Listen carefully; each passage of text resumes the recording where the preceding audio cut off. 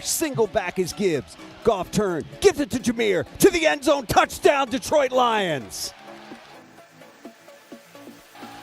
That's the way you make a statement on the road on Monday night to start a football game, straight down the field to the end zone. It is 2nd and goal from the 1. Goff out of the gun, hands it to Montgomery, tries the left side, did not get in. It's going to be 3rd and goal from inside the 1.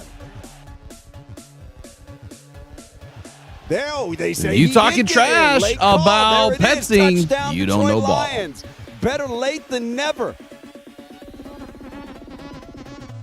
This out is of the gun. reckless. Jackson's got it, running to his right, wants to throw, now being pressured, ball's loose on the ground. It is recovered by Jackson, but it does not matter. That's Lions football. A 4th down stop by this team. Jackson tried to roll out, had a run-pass option, and Jack Campbell was there to knock that ball loose. That is a big-time stop by that defense.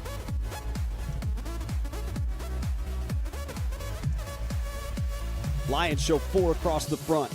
There's the snap. Jackson back, looking right. Pressure comes. Jackson still looking. Stepping up. Gonna get hit. Gonna go down. Al-Quadin Mohammed got him. Goff out of the gun. Montgomery to his right. Jared's got it back and looking, throwing right side. Wants Amon-Ra. End zone. Got it. Touchdown, Detroit Lions. What a delivery that time by Goff, where only Amon-Ra with those late hands could pull it in.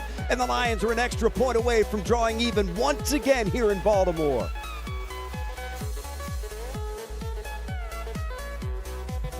Jackson fakes the give to Henry, wants to throw, steps up, gonna get hit, gonna get spun down again. That's another sack by that Lions defense. That is Al-Quadin Mohammed for the 2nd time tonight. 96, that is big, man. Goff up under center, turns, gives, Amon-Ra flips it out to Gibbs. He's in the house, baby. Touchdown, Detroit Lions. Oh, that is beautiful. Goff hands it to Amon-Ra. Amon-Ra flips it to Gibbs, and the Lions have got the lead back. From the Lion 19, Jackson.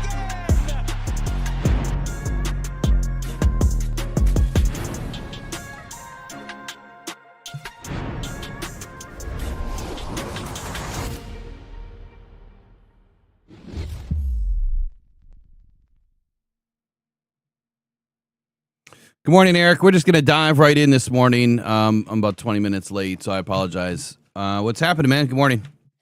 It's a balmy -20 up here in Antarctica. Yeah, we're about to get that, I guess, this weekend, man. It's supposed to get down to the -20s. Yeah, and guess who forgot to program his heat to turn on at 5 o'clock this morning? Probably you. Yeah, it's probably cold in there, huh? Yeah. I shut it off yesterday. And I forgot that, it doesn't turn on by itself if you don't flip the switch. So that's called old age, but that means today you have cold takes, not hot takes. Maybe that should be a segment. Cold takes. Yeah, cold takes. Everyone does hot takes. Everyone does yesterday's takes or, Here's a cold take over under reactions. Here's a cold take for you. I don't like that the Tampa Bay Buccaneers hired away the guy I wanted, Zach Robinson, for the OC position. And you want to know something kind of funny about that? So the quarterback, Baker Mayfield, for the Tampa Bay Buccaneers, used to play for head coach Kevin Stefanski when he was with the Browns. Well, Kevin is now the head coach of Atlanta. And he is, Baker, very upset that when Kevin traded him away, got rid of him with the Browns, that he didn't get an email, he didn't get a phone call, nothing. They just shipped him out the door. And Baker's looking forward to playing Kevin Stefanski twice a year. And Zach Robinson, when are we going to make a move? He used to work for Kevin Stefanski, so now he's got an OC who used to work under Kevin Stefanski also. So it's going to be very interesting, kind of spicy there in the NFC South this upcoming season. I like Baker, man. Me too. I thought look how much better the Browns would be right now if they had just kept Baker around. Done none of that other Watson crap, and look how much better they would have been if they would have just started Shedeur Sanders. Like I said, from day one. From day one, I said they're all making a mistake. Everyone said, "Nah, Will, he's trash. He's a waste of space. His father, his this, his that." And I'm like, I don't care. You can't deny talent, and the dude has the talent, and he frickin' proved it, and he validated me once again. Shedeur Sanders should be starting for that team. I hope he is this season. Otherwise, yeah, the Browns will just continue to be clowns. Myles Garrett. Don't even know who the coach is going to be. Yeah, well, that should be coming out here soon. They're having a hard time naming the coach because they can't get anyone to come in and take an interview for the Rooney Rule. That's interesting. Yeah. I haven't heard that. Yeah, I saw a thing about it this morning that they have no one lined up to, comply with the Rooney Rule so far. Because Joe Brady's coming in for an interview, and then Jim Schwartz has had two in-person interviews now. Well, just call Calvin Shepard, because that's what everyone thinks, right? That he's just a Rooney Rule token, and that he doesn't deserve anything. Which that's not my belief. I think that Calvin Shepard is a hell of a coach and a hell of a motivator, and they'll figure it out, man. It won't be too much longer. Yeah. It won't be too much longer. I think they've got some good things there. The biggest thing is culture there, and I know Lions fans are sick of hearing that, but when you can reset the culture and the identity, which the Lions got away from last year, I'm telling you, something infected that locker room, and it was visible on Sundays. Something wasn't right. So it was visible 7 days a week. You could see it in training camp. It was different.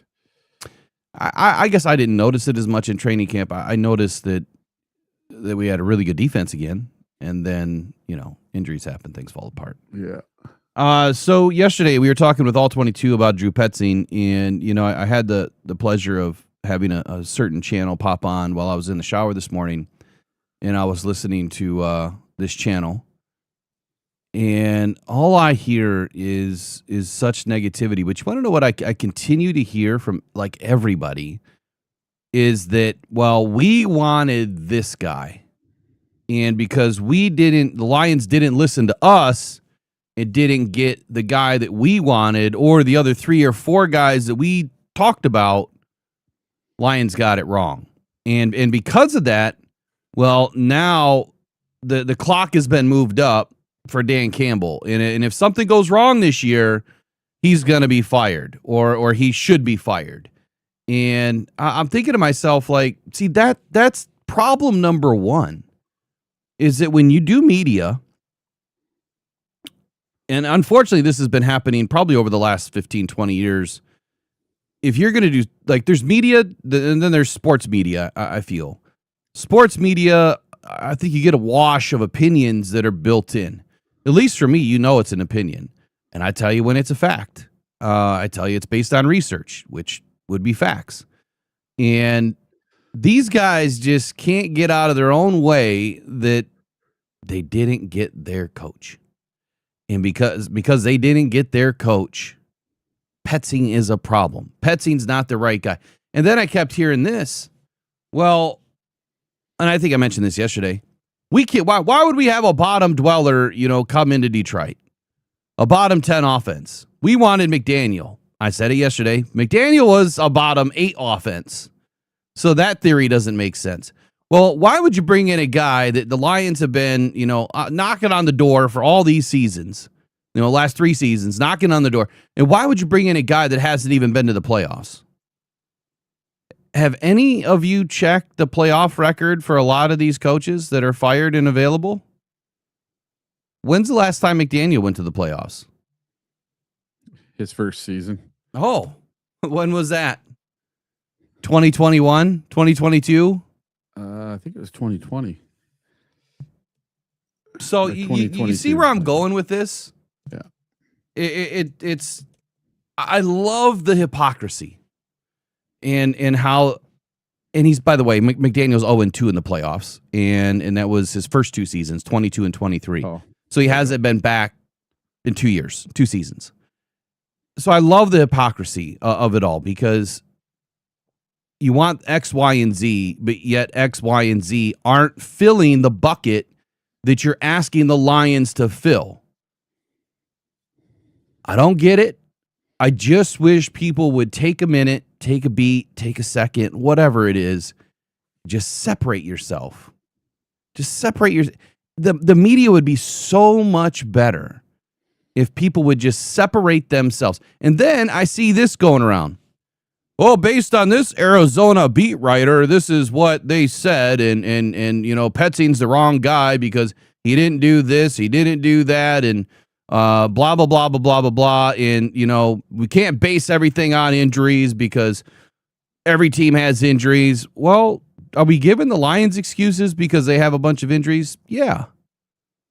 Are they excuses you want to give them year after year? No.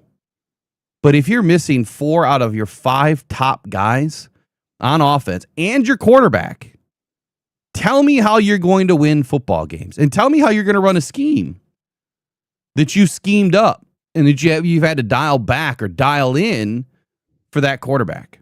Kyler Murray was never the right fit. And then I hear that. Well, why would he bring a scheme to Arizona that doesn't fit the quarterback? No. Why did the head coach bring in the scheme that doesn't fit the quarterback? He hired Petzing, right? The coach is the one that has the almighty say of what they're going to do. You don't bring in a coordinator and just give him carte blanche and say, do whatever you want, dude. It's your room. Have fun. No, it's not how it works. Now, Dan Campbell has told us time and time again, he brings these guys in, he brings these players in, and he is on it from day one until they prove to him that they can handle it. That is now their team when it is the player's perspective. And he doesn't have to go into every single room to hear what's going on behind his back. He builds that trust. He understands that when he leaves the room that something else isn't going to be said, that, yeah, I know Dan wants to do this, but we really got to do this. That's not happening in Detroit. At least we hope, right? And the fact that I keep hearing the hypocrisy, man. It's hypocritical to say that you wanted X, Y, and Z, but then it doesn't fit. You got to put 2 cents of weight into the people you're listening to. You really do. I listen to very few people. And a matter of fact, I don't, if you were to check my history, which is on, you won't see anything unless it pops up from local media. I just don't do it. I do NFL media, Rich Eisen, Colin Cowherd, Dan Patrick, Daniel Jeremiah, PFF I listen to once in a while, and then XM radio. It's primarily my beat, guys. That's what I listen to, because everything else that we do here, we do that's real, raw, and original. I don't want an influence. But when things pop up, I have to take a listen for 2 seconds. And guess who I listened to yesterday? Amon-Ra St. Brown. And I absolutely loved what he said. But before we get into that, anything you want to add to my little cold take there? Not really. No. It gets old, doesn't it? They need to be more like me. Just have a 50-50. Let's see what happens. I'm not going to judge a guy before I've even heard him talk. I'm not going to do it. I don't care if he came from the 0-17 Cleveland Browns. If that's who Dan hired, then Dan's got an idea of it working somehow, some way, some fashion. And who am I to say that it's not going to work? Because when we drafted Amon-Ra St. Brown in the 4th round, I was like, who? And I remember being there for his very first game, and he didn't even have a catch. And I didn't think he was going to light the world on fire. And he did. And then Ben Johnson was, what was he? Tight ends coach. No one saw that coming when we were 3-13-1. No one saw that coming when we started out 0-6 or 1-6-1 or 1-6. Yeah, 1-6. We were 1-6. We had won one game, and Sheila had to get up on the podium and say, "Hey, I believe in these guys. We got it right. We have the right people in the building." People wanted everybody gone, and they wanted Dan to make sacrifices. They wanted Dan to get rid of Ben Johnson and anyone else that had anything to do with that offense or that defense. So people just need to chill the F out. All right, I'll address the one thing in the chat. I seen someone was in there asking about 49ers injuries. We try to stay on Lions, but I get where you're going with this, trying to say excuses about injuries. And then saying how the 49ers, made it into the playoffs and yada, yada, yada, right? Here's my question to you. Who the F did they beat? They played a fourth place schedule. Hold on. What record? Eric just said it. They had a fourth place schedule. Well, what record did they have last year that gave them an opportunity to go beat up a bunch of BS teams? I'll tell you. Yeah. Okay? Because they lost to just about every single team that was good this year. They lost to Jacksonville. They lost to Tampa Bay. They lost to Houston. They lost to the Rams. They lost to Seattle. Now, in the beginning of the season, week 1, where anybody has an opportunity to win, because you don't know who that team is yet. You don't have tape on that team yet. Anyone can win week 1, right? Case point, Packers beat us week 1. They beat Seattle 17-13. That was the biggest win that they had other than the Rams in week 5, 26-23 in overtime. But you should probably go watch that game and watch what happened towards the end of that game with the refs. I'll just leave it at that. 49er fans are a little bit smug because I'm going to tell you what, when the 49ers last year were a fourth place team, they only won 6 games.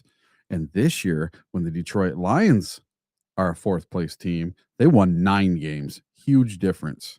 Yeah, they had a winning record. They had a horrible record. Here's the 49ers schedule this year. Well, they beat up a shitty Philadelphia Eagles team in the wild card, right? I mean, I think we can all agree that Philadelphia is not the same squad. There's so much crap coming out of Philly right now. It's not even funny. You want to talk about a culture breakdown. They can't even get an OC because no one wants the job because their OC had their house egged and no one wants to move their family there. Yeah, I think that's, I don't know. I wouldn't agree with that. They can find a place to live that's behind gates and up in a high rise or something. They don't want the job because of Jalen Hurts. They don't want the job because what's coming out of Philly is that Jalen Hurts doesn't put in the work, and that he doesn't study, he doesn't go to meetings and things of that. That's what's coming out of Philly. So then you got your head coach and your wide receiver arguing with each other on their way up the tunnel after losing the game. Right. Well, that's AJ Brown's kind of a pompous, arrogant prick. But anyway, here's their schedule. They beat Seattle. They beat New Orleans. They beat Arizona. By the way, they only beat Arizona 16-15.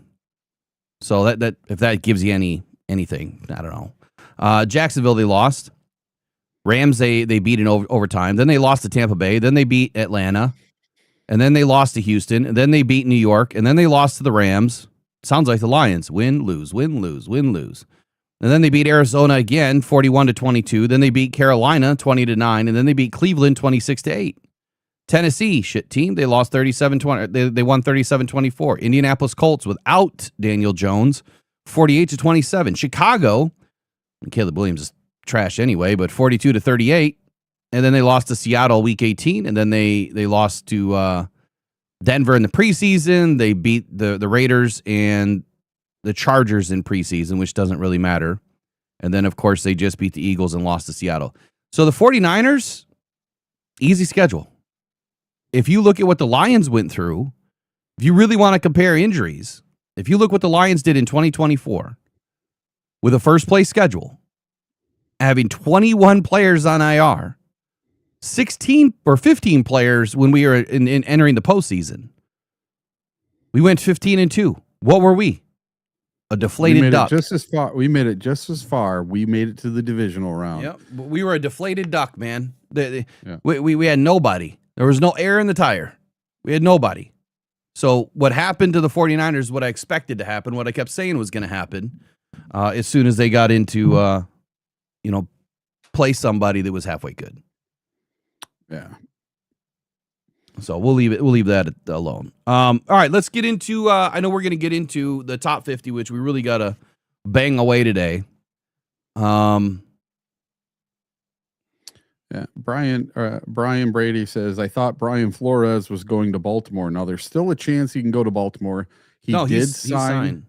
Well, he signed an extension to be the defensive coordinator with the Vikings if he doesn't get a head coaching position. He's still up for two of them, the Steelers and the Ravens.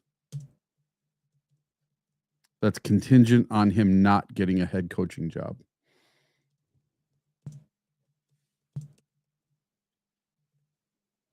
I don't think he's leaving Minnesota. I really don't. I really don't. I guess if he does get a Baltimore job, I could see him leave for that. Yep. I wonder how much they paid him. But anyway, it was kind of funny. We were talking about Flores yesterday with all 22, and then the news breaks that he signs an extension. That has to be a little bit of heartbreaking news. Yeah. For Derek Coleman this morning, Coach D. So we'll see what happens, man. We'll see. At least he signed the contingency plan. We'll see what happens. I want to get into Amon-Ra St. Brown because what I've been saying, man, for a long time is that you have a lot of people that just don't have a clue. They don't do the research. It's all reactionary. It's all opinionated. And it's reaction opinions. And it's built for acting and clicks. No substance. And so what Amon-Ra St. Brown said yesterday, I don't believe it applies to us. Am I perfect all the time? No. Do I get things wrong? Yes. Do I know everything that I need to know about football? Absolutely not. But there's one thing that I will always stand firm on, and that is we are not going to trash the Lions. I will give you the real, the raw, the authentic takes when you don't like me talking about Hutch or anybody else. Look, if the shoe fits, the shoe fits. And I'll talk about it, but that doesn't make me a Hutch hater, doesn't make me a JMO hater, because I think that there's trade opportunities. It's talking about things that are real, things that can and will happen in the NFL, things that have already happened. Number one, number two receivers get traded all the time. It happens. Teams have to clear cap space all the time. And I'll tell you right now, here is my biggest cold take of the day. You know who I'm trading JMO for right now? Think about it. Who does Drew Petzing want in Detroit today? Kyler Murray. Trey McBride. He wants Trey McBride, who just signed an extension. So you know what the money is. It's less than Jameson Williams, and he's producing more yards than Jameson Williams. So hell yes, trade JMO to Arizona and bring in Trey McBride. 1,000%. It solves your tight end problem. He's a receiving threat. You don't have to worry about having JMO, getting downfield anymore. You'll bring somebody else in for that, and Isaac Tesla could probably take over that role if need be. For now, until they bring someone in third, fourth round or something that has speed. Or Khalif Raymond could hang around for one more season, which wouldn't be my answer. It's not that I don't like JMO. It's not that I don't think that he's a good football player. It's that sometimes you have to do things that just make more sense. And the Lions need a proven tight end that doesn't have a back surgery or a Brock Wright that is a blocking tight end. You need someone that can go catch the football, block downfield, open up for your running backs, and consistently gets open and knows the system. That's my number one trade for the Lions right now. JMO to AZ, and guess what? AZ and the Lions have a really good relationship. If you remember, they traded back with Arizona in 2023 to bring in Jahmyr Gibbs at pick 12. They have a good working relationship. So I would expect something to happen here, potentially. So that's just what I'm saying. I know some of y'all won't like it. I get it. You won't like it. I don't like it. But let me ask you this. If Trey McBride were to come in and go for 1,200 yards and 9 touchdowns, it's better than JMO. And you've solved your tight end problem, and you saved about $8 million a year in cap. when J-Mo's contract finally hits. That allows you to keep Demo if cap's a problem. I do levels and layers. I don't look at it just one for one. How does it affect the rest of the team? What does it do for Drew Petzing that can bring somebody in that he knows and trusts? Trey McBride is it. Now, is that a completely wild-ass take of something that probably would never happen, because who the hell wants to give up a tight end like that? And they've already sunk the money in him. Why would they want to give him up if they were okay paying him? Yeah, you probably don't. But if you're trading him for a guy like J-Mo, and now you have a new head coach and offensive coordinator, they might find that appealing. They may not want to go 13 personnel all the time. They may want to go spread offense and have someone that goes downfield. And if what I'm hearing from Lions fans and, a lot of these other, creators and media members saying that the Lions are no longer going to do spread, well, that's just not true. And saying that J-Mo's not going to be used, well, if that's what you're worried about, then send him to AZ.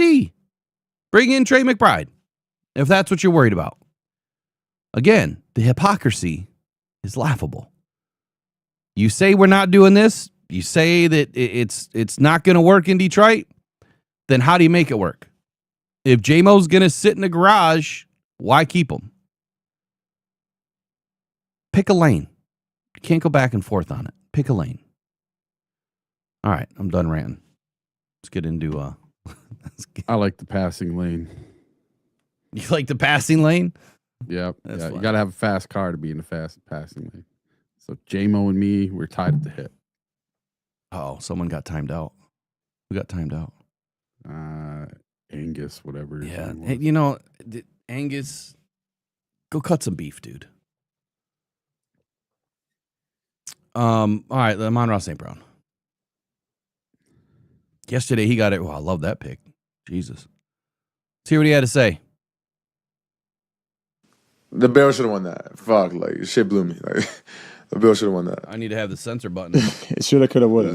Shit blew me. Shoulda, woulda, coulda, bro. It don't matter. It don't matter. I'm just whooping you in regular season and playoffs. Anyways, there's a lot of new hirings and firings going on. Let's talk about you guys. You guys hired a new OC, yeah? Yep. Okay. How do you feel about that? I feel great. I didn't know. I was actually kind of getting a little antsy because I see all these coaches getting hired. I'm like, damn, when are the Lions? When are we going to make a move? When are we going to get a coordinator? Because that's all we're really waiting on. And, yesterday. Hold on. Pause. Breaking news. You heard it from Amon-Ra St. Brown first. Did you catch that? He's getting antsy? No. Come on, Eric. Read between the tea leaves, buddy. You didn't hear it? Nope. What did he just say? What are we waiting on? Yeah, he's getting antsy. No. What are we waiting on is what he said. Okay. All right, I'm going to rewind it. We'll see if you catch it the second time. Let's talk about you guys. You guys hired a new OC, yeah? Yep. Okay. How do you feel about that? I feel great. I didn't know. I was actually kind of getting a little antsy because I see all these coaches getting hired. I'm like, damn, when are the Lions? When are we going to make a move? When are we going to get a coordinator? Because that's all we're really waiting on. You hear it that time? That's all we're really waiting on. So what does that mean? Hit the ground. I know. I'm putting you on the spot. I'm being mean. So here it is. You ready?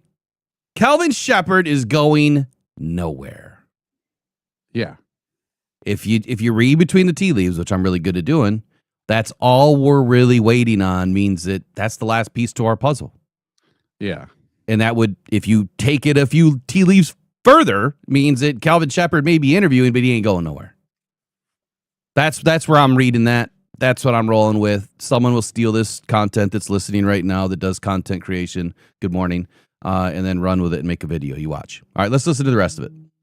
And, yesterday, it's actually funny. Yesterday morning, texted Jared. I said, because, quarterback always, I feel like, knows more about hirings than any other position because they're like one of the most important guys that need to know what's going on. So I texted Jared. I was like, what do you think we're going to do?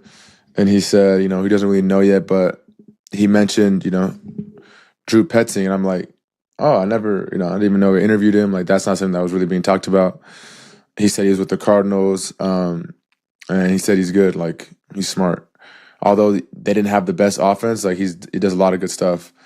And so I was like, okay, that's interesting. And me being me, I looked him up on Wikipedia. I'm like, I want to know like where he coached, like his background. So he's been actually at a few places. Come to find out, he was actually at Boston College with Ben Johnson, which is crazy. And he was, a groomsman at Ben Johnson's wedding. So that's actually really ironic. But I look him up, boom. I'm like, okay. 11 o'clock hits. That was in the morning. Like 11:30 hits. I get a text from Dan. He's like, "Hey, Sam, I just want to let you know, like, we're hiring, Drew Petzing as our OC.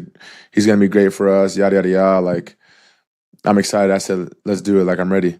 And like hour later, I just see on Twitter, or I forget, someone tweeted it. One of those guys that tweets everything. We hired, Drew Petzing as our OC. Yada yada yada. I'm like, okay, boom, it's the league. Let's go. We got our guy. Bro, I see crazy Lions fans talking crazy, like, oh, why would we do this? Like, bro, do you guys, like, have no trust in Dan? Like, in the Lions? Like, you think they would just hire a random dude? Like, be for real. Like, you think they don't know what they're doing? They don't do their research. They don't interview. Like, most of you guys don't know really much about anything, about any ball. Wow. Be for real. Like, you think they don't know what they're doing? They don't do their research. They don't interview. Like, most of you guys don't know really much about anything, about any ball. Wow. Wow.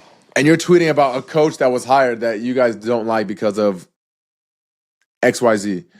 Like, it's just funny to me to see. Don't get me wrong, I love all Lions fans, but they are so quick to make, judgments about who we hired, who we did this. Like, bro, just relax. Calm down. Like, let the whole thing play out. Like, you guys just let it play out. Just relax. That's all I gotta say. Relax, man. Relax. But nah, Drew actually called me. He called me yesterday at like 2:30. I didn't have his number saved. So like for me, random calls, they go straight to like voicemail. I see like 2 calls that said went to voicemail. I'm like, damn. And then like, I don't know, with the Apple new feature, it like tells you their name underneath some calls. Like it'll tell you their name of like who it is. And I saw it says his name. I was like, oh damn. So I called him back. And basically, he just wanted, say what's up to me. He told me he's excited. I told him, I'm excited too. Let's get to work. And he would just catch up, small talk. And then, that was it. He just wanted to check in and introduce himself. So I appreciate him for that. And honestly, I'm excited. I think it's going to be great for us. I think, I trust Dan. I trust all the decision makers for the Lions. I think they do a great job, so I'm excited for him. That's really all you need to hear. If you guys want to go listen to the rest of it, go for it. I'm not trying to hijack his podcast. But I think it's meaningful what he said. And no, I don't think that Amon-Ra St. Brown is out here doing what happened to Eric? I don't think he's out there doing public. Hold on. I don't think that he's out here doing a public announcement trying to save face. I got to switch screens here. I don't know what he dropped out.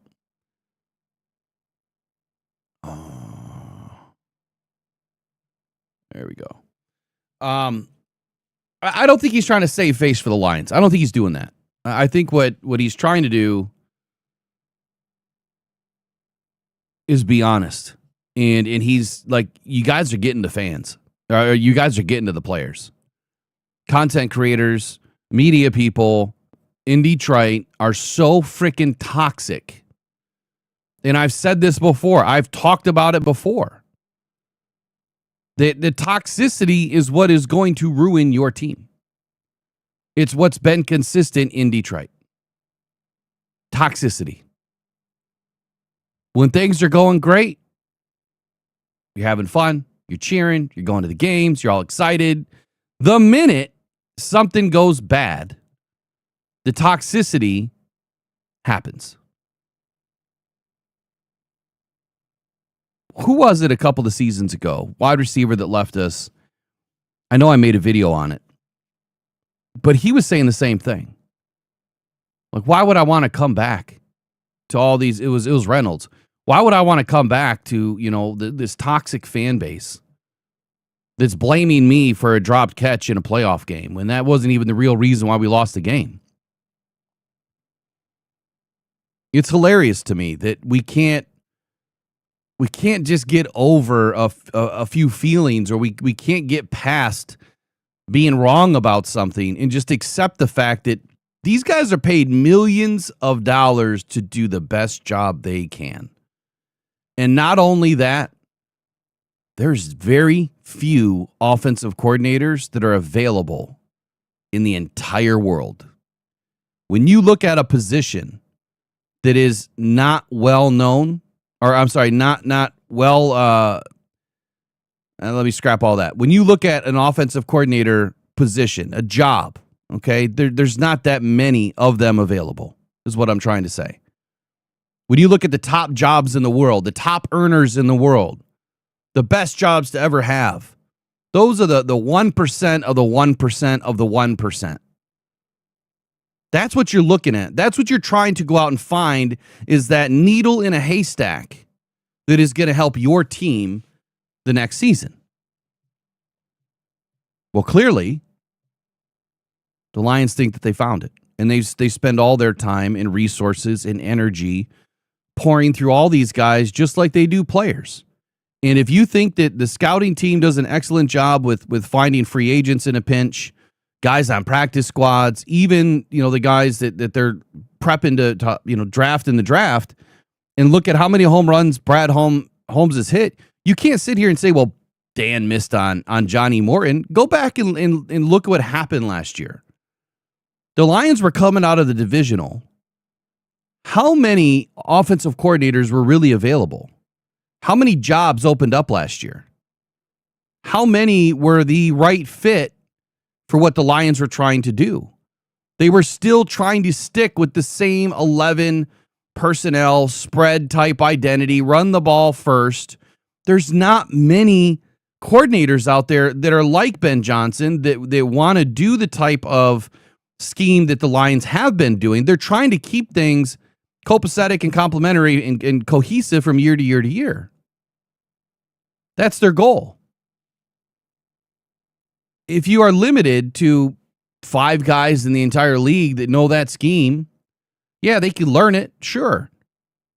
They could do their version of it, absolutely. But if you need someone that is fluent in Japanese and doesn't, just know a couple of words, you need to find the right guy. Right? You need to find the right guy. It just so happens this guy knows, he's fluent in the exact terminology. He's fluent in the exact style of ball. And if you haven't gone and watched the videos that I put out last night, please do. Because I break it down and I give you all of the reasons as to why things are going to work. And the biggest thing is, I guess I shouldn't say why it's going to work, why it should work. We don't know if anything's going to work. Hell, we don't even know if we're going to have a sun tomorrow. You don't even know if you're going to wake up and have another day. So why are we spinning our wheels and spitting so much hate and toxic energy when you haven't even, like Eric said, you haven't even heard the guy speak? Now, I did us the justice of going and listening into a couple of post-game press conferences by him just to hear his thoughts and mentality. What I would urge you to do today, when we're done with the show, which it sounds like Eric might have lost internet, is go listen to not his wins. Go listen to Petzing's losses. Go in, which there was a lot of last year. Go in and listen to those. Listen to what he had to say. Watch the beginning of the season and watch, later in the season when he's down after week 12, after week 14, really, when he's down everybody. Looks like Eric's getting back. You get what I'm trying to say? You don't want to watch somebody. You don't want to listen to somebody. You don't want to take somebody when they're at their best, when they're succeeding. You want to hear who that person is when they're at their lowest. That is the definition that you want to know about a coach or a player. I see you back there. Give me one sec. Can hear you breathing. There we go. Now you're back. Anyway, I hope you get what I'm trying to give you here, because there's one thing that I will always stick to. And I know Eric is more glass half full guy. Just try to relax a little bit. I mean, Amon-Ra St. Brown isn't wrong. Look, these guys are sick and tired of this toxic fan base prejudging, judging, when a lot of people don't have a clue. They really don't. And I'm not saying that I have a bigger clue. I'm not saying that at all. But I will take the time to do the research. I work for me. I don't punch a clock for somebody else. So that gives me the opportunity to do the things that I want to do. Spend the time where I want to spend the time. Watch the film. If I want to take 10 hours today and waste my whole day watching film, I could do that. And I will do that so that I can bring you the right style of content and the information to help make an educated decision, or at least until we can see it. Until we can see it in action, week 1 of the 2026 season, sometime around September 7 or 8 or 10 or whatever it's going to be. Eric, I don't know if you were able to hear any of that, but what are your thoughts on Amon-Ra St. Brown? Okay, here's the thing. So he said the exact same thing that I said when I found out that Drew Petzing was the offensive coordinator. He had to go on Google and Wikipedia and find out who the guy was. He didn't have a clue who he was. So he's trusting in Dan. I have to trust in Dan.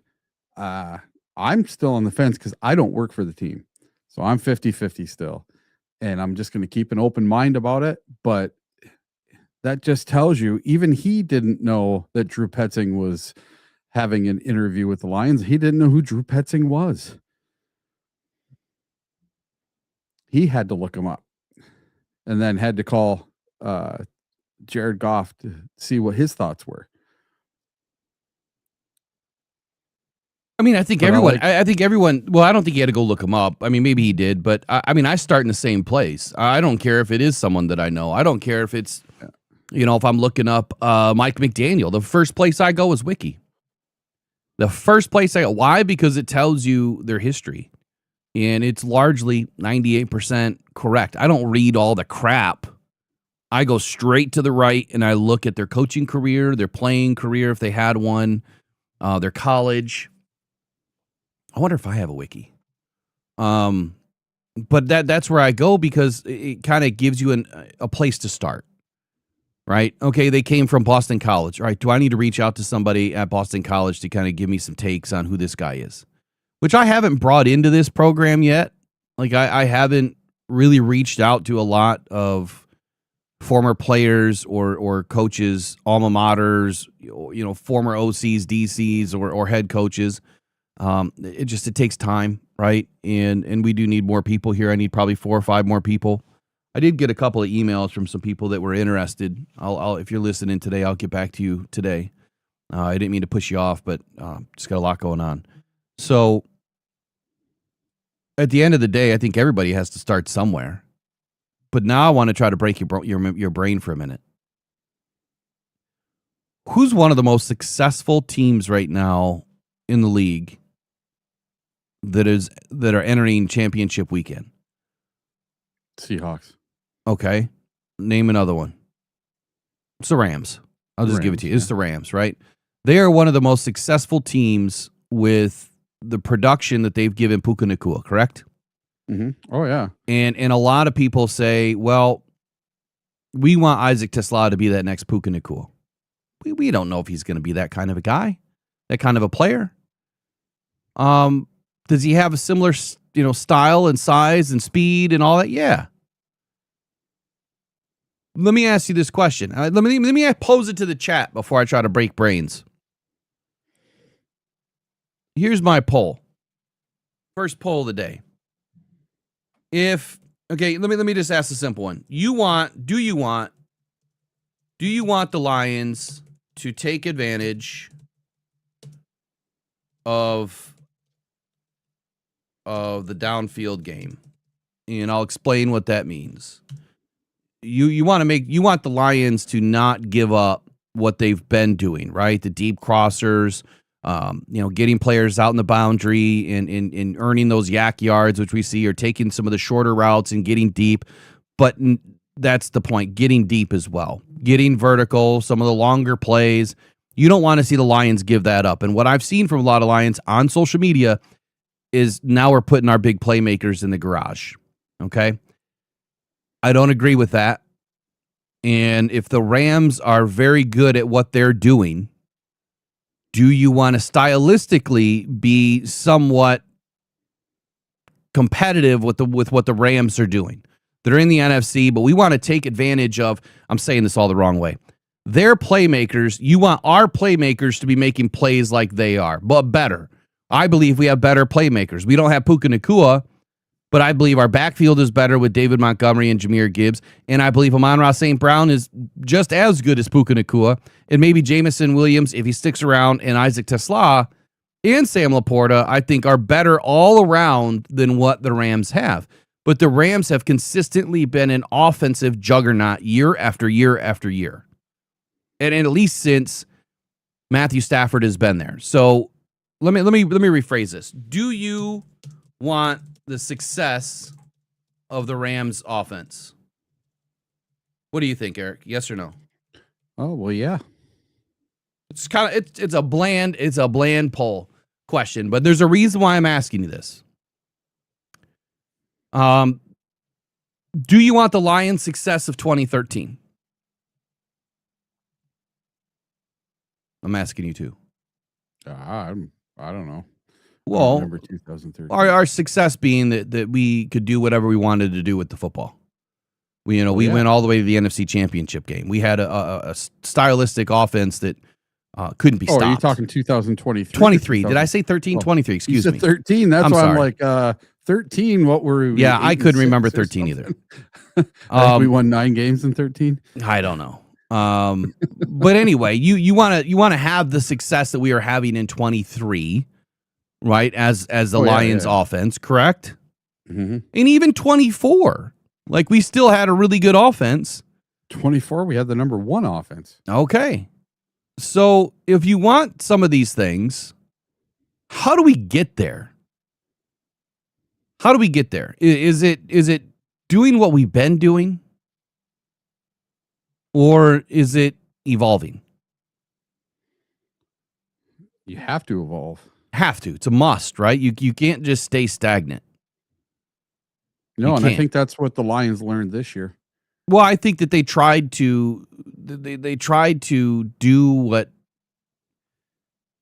they were slowly bringing in the West Coast offense. If you remember, I don't know, 7-8 weeks ago, I started breaking down what Johnny Morton's offense was. And I started talking about the West Coast hybrid offense. And actually, just a couple of weeks ago, when we were talking about new OCs after Johnny Morton was fired, I was breaking it out then how we were already shifting to this West Coast hybrid offense. That's what the Lions were trying to do in 2025. Now, they failed at it. They still had a great season, but they failed at the little things. And part of that was because we didn't have any tight ends. All everyone was hurt. Who are we going to throw the ball to? If your team is schemed to utilize tight ends and the run game, and neither are working, the scheme breaks down. But you could already see an evolution of 2024 to 25, where the Lions were already going more towards West Coast condensed formations, right? Dink and dunk. And you're trying to marry that run to the pass. It didn't work. It wasn't just Johnny Moe. I think his play calling was shit, but our players on the field were not giving us an opportunity to win. Okay? I know the poll's going to continue to be in the positive, but it's already at 84%. Now I'm going to break brains. Okay. Let me make sure I'm on the right one here.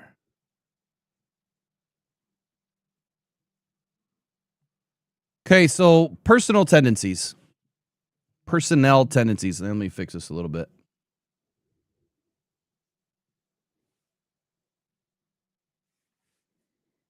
this is how you could figure out what a team is doing, what they're really all about. And I was going through this last night. All 22 went through it the other night in one of his videos too. But this is 2023. Okay. The Lions, their first choice was 11 personnel, 62% of the time. They passed 63% of the time out of 11 personnel. Their second was 12 personnel. They ran that 21% of the time. They passed out of it 48% of the time. Their third best option in 2023, 13 personnel. 5.5% of the time. And they passed out of it 30% of the time. So the Lions' third option in our best season in 60 years was 13 personnel. But the reason why it worked is because Sam Laporta had a breakout year. Jahmyr Gibbs was welcome to Detroit. David Montgomery ran through everybody. Amon-Ra had his best season ever. I think we would need to go back to that a little bit. And then you also had a guy like Ben Johnson who was able to mix things up. It's the marriage of pass to run, run to pass, and mixing it up is what we are missing today. That's the only thing that we're really missing. We've got the Ferraris, the Lamborghinis, the Bugattis. We got it all in the garage. Some of them need to get healthy. We need a couple more players to come in on the offensive line. We have the dirtbags on the offensive line. Matter of fact, this offensive line fits the 13 personnel scheme way better than it does the spread because of the type of players that we have in Christian Mahogany, Miles Frazier, Tate Ratledge, Penei Sewell. Penei Sewell will be absolutely unleashed in this scheme, getting out on the edge, clearing, erasing linebackers to free Jahmyr Gibbs up. You don't want him back there in pass pro. We've seen his pass pro. It's good. It's not great. You'd rather have him releasing, pulling with a guard and going to the left and just erasing linebackers and corners. That's what 13 personnel is going to do. Now, what if I were to tell you this is 23 again, remember? That was our third best option. Let's go to 25. Our first best option was 11 personnel. 71% of the time, pass rate. We ran it 58% of the time. Our second best option was 12 personnel. 23% of the time, we passed 36% of the time. Our third best option was still 13 personnel. And we were running it 5.46% of the time, so 5.5. And we were passing 26% of the time. The Lions were ranked 13th in the league. An EPA rank running 13 personnel. Let me go back to 23. In 13 personnel, 5.4, pretty similar. Lions were ranked 17th. So we were better in 13 personnel in 25 than we were in 23. And we passed 5% less in 2025. What did we do in 24? Well, 13 personnel was 4, our fifth option in 24. We dropped 1.5%. We went down to 4%. We were the 8th best team in the league. We passed 34% of the time. That was maybe our best season running 13 personnel. But we also had healthy personnel that year as well. The reason why I brought up the Rams is now I get to break your brain. This is why I brought up the Rams. Oh, come on. The Rams, this is 2025, as you can see. The Rams run 13 personnel as their second option. They run it 31% of the time. 3 times more than the Arizona Cardinals. They were the number 1 team in the league, ranking with EPA, expected points on average per play. And they passed 38% of the time. You're welcome. Nobody else is going to give you this information because nobody else is looking for this information. If you want to be like the Rams and you want to be able to have a player like Puka Nacua who's doing whatever he wants, it's because you're getting him out of a tight formation, which I agree, we don't always need to be in tight. We need JMO out wide doing some things. But if they're going to leverage 13 personnel the right way, now you have 2 receivers. You could have 3. It wouldn't be called 13 personnel. It'd be called 12 at that point, or 12 jumbo. But you have 3 tight ends. You're going to have 2 wide receivers, or you have 1 wide receiver and 1 running back. But while everybody is in tight trying to box you in because they think you're going to run the football, because what you were doing in 11 personnel and 12 personnel is going to look identical to 13 personnel when your offensive linemen start to shift one way and the linebackers are reading run, and then all of a sudden Jared Goff takes 1 step back and tosses it to a seam route to Sam Laporta, who's now behind the linebackers because they froze or they all jumped in the box. Or in this instance, Puka Nacua, who's the 1 wide receiver, is now leaking to the boundary, or maybe he's going to the other side of the field, the wide side of the field. And that's where he's able to get one-on-ones against these bigger, slower players and have success. So if the Rams can run 13 personnel at the highest rate, why do you think they have Colby Parkinson and other, let me get out of this, and other, tight ends all doing great things, man? Colby Parkinson has come out of the woodwork. When you look at their tight ends, Colby Parkinson, Tyler Higbee, Terrence Ferguson, they're all great. They may not be the number 1 players in the league, but they're all unselfish. And I think the most important thing is the All-Pro team. Oh, go ahead. Say something. Well, they had 3 amazing tight ends against us when they played us in week 15. And they only beat us by what? A touchdown? If I remember correctly. Yeah, something like that. And but it's how they beat us. They drug us out to deep water and they slowly drowned us. But it was the tight ends that got us. Yep. And they gave that touchdown to the one to Parkinson. It shouldn't have been a freaking touchdown. Should have been down at the 1. It shouldn't have been. Or it should have been not a catch at all. Right. Bounced off the ground. But anyway, to get back on point, they had 3 tight ends. How many tight ends did we have in that game that were worth a darn? Oh, I'd probably 0. 0. We had no one. We didn't have Brock Wright. We didn't have Sam Laporta. So that is a problem. We need 2 more tight ends, and somehow we're going to have to get 2 more.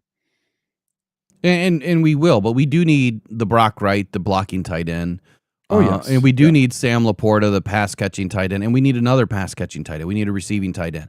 And that's where I've floated the idea. We'll get into free agents here in just 2 minutes. It's where I also floated the idea that, again, I know I push against the grain because I do. Isaac Tesla was brought in as a 3rd-round pick. He gave up a bunch of whatever to get him, right? Isaac Tesla is an inch taller than Sam Laporta and 20 pounds lighter. He's 215. Sam Laporta's 235, 240 at 6'3". Yeah, Tesla's 6'4". If you bulk him up 10, slow? Yeah, well, no. If you bulk him up even 10 pounds, 10 pounds of muscle, that's not going to slow him down. And if you think about it, hold on, walk with me here. If you think about it, what is Sam Laporta? What's his 40 time? Not that 40s are the end all be all. It's the quick twitch that matters, but he runs a 4.640. Right? Isaac Tesla, he runs a 4.4. 4.43. You could add 10 pounds and you might shave off 5/100ths of a second. Or add 2. He might be running a 4.48. You could add another 10 pounds, he might be running a 4.55, 4.52. And that's me being ignorant to the fact that he may not slow down at all. Calvin Johnson was 235 pounds and he was running 4.35, 4.3. God, yeah.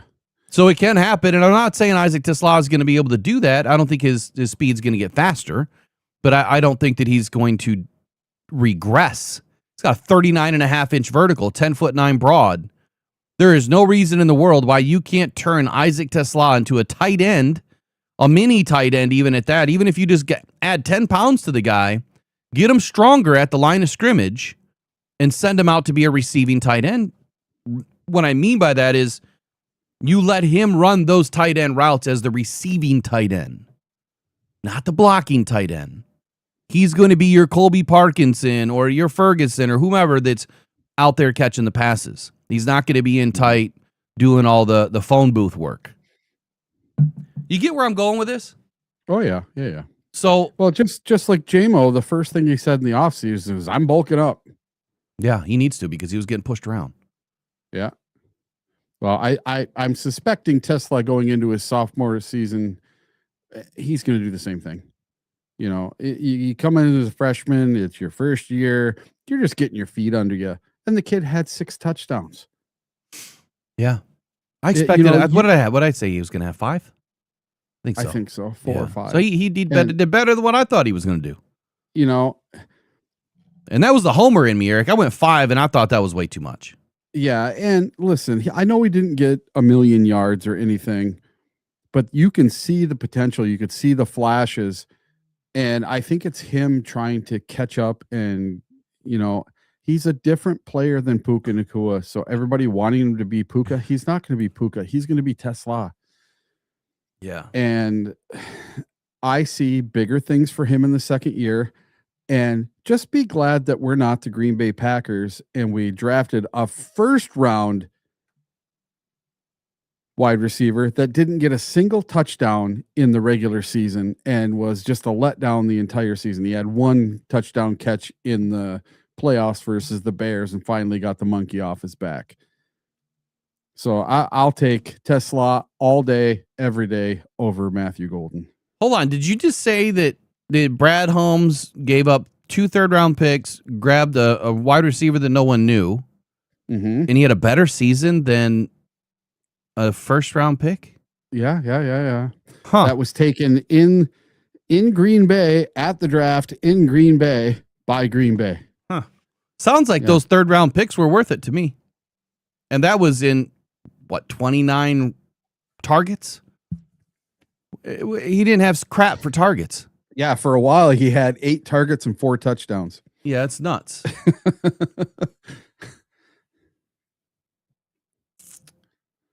And he finally did start dropping a few balls. You know, he's been very sure hands all through college. I don't think he dropped a single ball, and he had a few drops in the pros, which is going to happen. But you know that that transfers coming from college to the pro game, that he's gonna catch most of what you throw at him.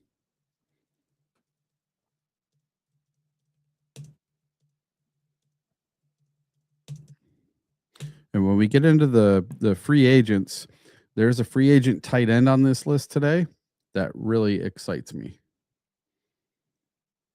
So when you think of unselfish football, right? Yeah, I get it. Matthew Stafford is an all-pro this year. Puka Nacua is an all-pro this year. And that's not them being selfish. Obviously, Matthew Stafford is the leader of the team. There's no way he can be selfish or unselfish. I think that he distributes the ball very well, and he gets the ball into all of his playmakers' hands. Puka Nacua has been doing Puka Nacua things, and they've been doing it out of 13 personnel. So I'm done with the narrative driving. I'm done with the unintelligent football talk. I'm sick and tired of these. They call themselves sports media analysts and sports analysts and Detroit beat writers and insiders, and they don't even know this. They don't even take the time to go and invest and get your fans to be educated. I need more reach. I need your help. You guys need to subscribe to DetroitFootballJournal.com. Share the articles with your friends and your family and your Lions fans. I don't care who it is. Share it with NFL fans. I would love to have more NFL fans that are not Lions fans a part of the Detroit Football Journal. I will, once we add more people, we'll be writing more stuff about every team and more NFL news. But for right now, I can only focus on what I can focus on. Let's see. Raw, I'm not picking on you, but I know some wide receivers that transitioned to tight end. You have to know. Because there's one that is extremely famous. recent in the last 10 years? I don't remember. He just unretired and played this year. Do you remember who that was? Phillip Rivers? No, wide receiver to tight end, Eric. That's the only unretired guy I know. Darren Waller. Oh, okay. Darren Waller was drafted as a wide receiver to Baltimore in 2015, transitioned to a tight end in 2016, and ended up becoming one of the best tight ends in the game. Checkered past, couple of things going on, don't care about any of that. Juwan Johnson, Saints, large wide receiver at Oregon and Penn State, signed with New Orleans as a UDFA in 2020, and then the Saints officially converted him to a tight end in 2022. Ricky Seals-Jones, he played wide receiver at Texas A&M. He joined Arizona as a UDFA, and he was asked to bulk up and switch to tight end, where he carved out a pretty solid career as a journeyman. Niles Paul, Washington, drafted as a wide receiver in 2011, switched to tight end in 2012 due to roster needs, and became a reliable special teamer and depth at tight end for several seasons. So while there's not a ton of examples, it does happen. And I'm not saying like this is Tesla's future. I'm just saying if the Lions were to ask him to do that so they don't have to burn a roster spot, burn a draft pick, and say, dude, just add 10, 12 pounds, and we're going to have you be a receiving tight end out of the 13 personnel. You're still going to run regular receiver routes. I think that is the key that will unlock a lot of this and his usage. Just saying, man, I do the research. I have these things ready because I know the questions are going to come up.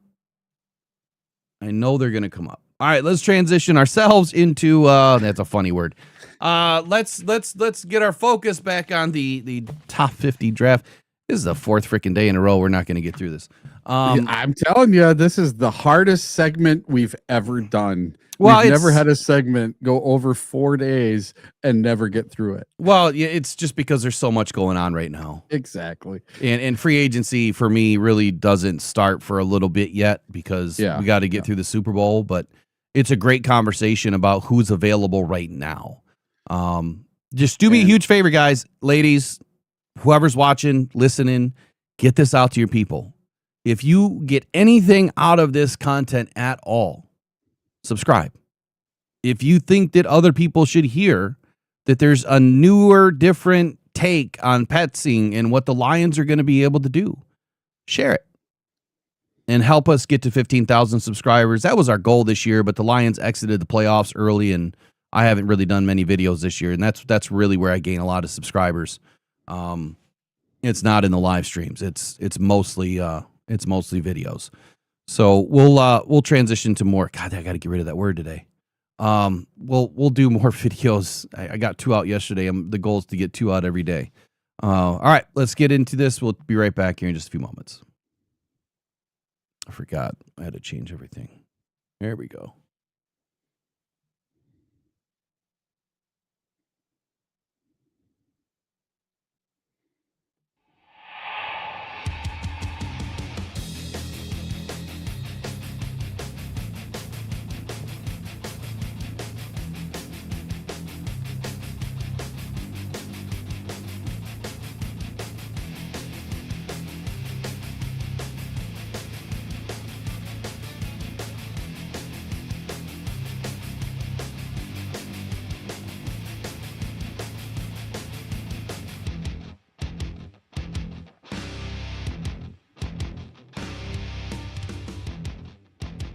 Just want to say a big good morning to the new subscriber, Matt V. Big D. Welcome into Rockhound Detroit Lions. You will find here that it's the real, the raw, the authentic. No chaser, man. It's straight up. No clickbait. Just facts.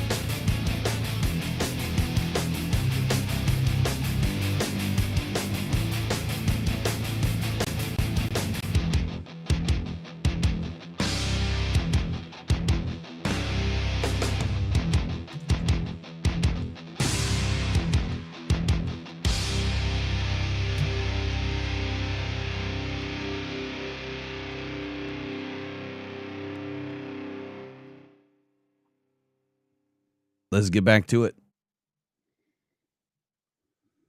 Right. Do you want to do a little recap of what we went through so far? Yeah, go for it while I get it pulled up. All right. So number 1 was Dallas Cowboys wide receiver George Pickens. We both agreed we can pass on him. And then number 2 was Cincinnati Bengals defensive end Trey Hendrickson. Probably going to be too expensive, probably a little too old. And then number 3 was Indianapolis Colts quarterback Daniel Jones. He's probably going to end up back in Indy. Number 4, Philadelphia Eagles defensive end Jalen Phillips.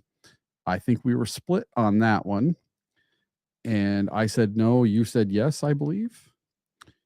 And then number 5 was Baltimore Ravens center Tyler Linderbaum, who we would both like to see, and I think every Lions fan on the planet would like to see. And that brings us to number 6, Indianapolis Colts wide receiver Alec Pierce. Alec Pierce is one of the NFL's premier deep threats. He leads the NFL in yards per reception at 18.7, just ahead of JMO, since entering the league as a second-round pick back in 2022. He's likely going to command about $20 million, with the Jacksonville Jaguars extending Jacoby Myers on a 3-year, $60 million deal. So I don't think we need another wide receiver. How about you, Will? Well, I don't think we need another deep threat. No. Yeah. Given the situation that the Lions are potentially going to be in here with Petzing bringing in more tight end sets, 13, jumbo 12, jumbo 13, jumbo 11s. Yeah, I see the need for tight end versus a wide receiver right now. Yep. This name was floated out yesterday by a few Lions fans talking about the Lions needing a left tackle. I will say this. The left tackle position is a premier position, not only in the NFL, but for the Lions. A premier target, I should say, in free agency and in the draft. I'm less likely to believe that we're going to draft or that we're going to go after a free agent left tackle, and this is going to hinge on Taylor Decker. I said it weeks and weeks and weeks ago. Taylor Decker needs to retire. And if he doesn't retire, then it's time to hang it up, meaning the Lions are just going to have to cancel his contract and let him go. And then he'll hang it up. I don't see Taylor Decker really putting the Lions into a bad situation. Part of me believes that they restructured his contract the way that they did to say, hey, look, you're on a 2-year plan. We're going to pay you some extra money now because you deserve it and you've earned it. But if things aren't working out, then we're going to have to walk away in 26. And I think that's the plan. I think that Taylor Decker shouldn't play in 26 simply because he doesn't meet the scheme. He's not the same left tackle he used to be. He's not going to be able to get out in space and do the things that he was doing, 5-6 years ago. We need someone that is fleet of foot and is agile like a Penei Sewell, but can still hold their own and anchor in the run game in pass pro. So I'm out on Rasheed Walker. I don't believe that he fits that style of left tackle that we need anyway. But Rasheed Walker's played 17 games in each of the last 3 seasons. He's been pretty consistent. And he started all but 3 for the Green Bay Packers. He's got a 55.9% pass block win rate, which is 15th in the NFL among all offensive tackles this season. And according those stats are according to True Media. He's been a durable left tackle in the middle of his 20s who is an average pass blocker. That's not what we need. Is he going to get paid? Probably. It's one of the hardest positions to find consistency, as this article states, and I agree with all of that. I don't see him in Detroit. And I know you probably don't see him in Detroit just because he's a damn Packer. And I got to see him 3-4 times this year and did not always have the best of days. And I want someone that's going to be closer to a Penei Sewell type than to what we already have in Taylor Decker. Taylor Decker hurt, at 70% all season, was still better, I think, than Rasheed Walker. So Really? Yeah, I would rather have Taylor Decker back than pick up Rasheed Walker. But hey, I would if rather have Brad Taylor and Dan Decker. do- I'd rather have Taylor Decker as a backup, and that's going to be hard to do with a contract unless he were to restructure it. That's why I see Taylor Decker's exiting this team this year. Yeah, I don't see him back this year. Same with Graham Glasgow. I mean, let's just be real. The two biggest positions the Lions need to preface the free agency for us is center and left tackle. I mean, those are the most important. We have serviceable guards, and Mahogany may be the best of the bunch right now. I think Tate Ratledge would take a huge step forward. And no, I don't believe Tate is going to switch to center. If you read between the tea leaves, if you look at his face and go off the body language alone, he does not want to be a center. Now, he will do whatever is asked of him, but I do not see Tate Ratledge being a center, and even at that, not a good center.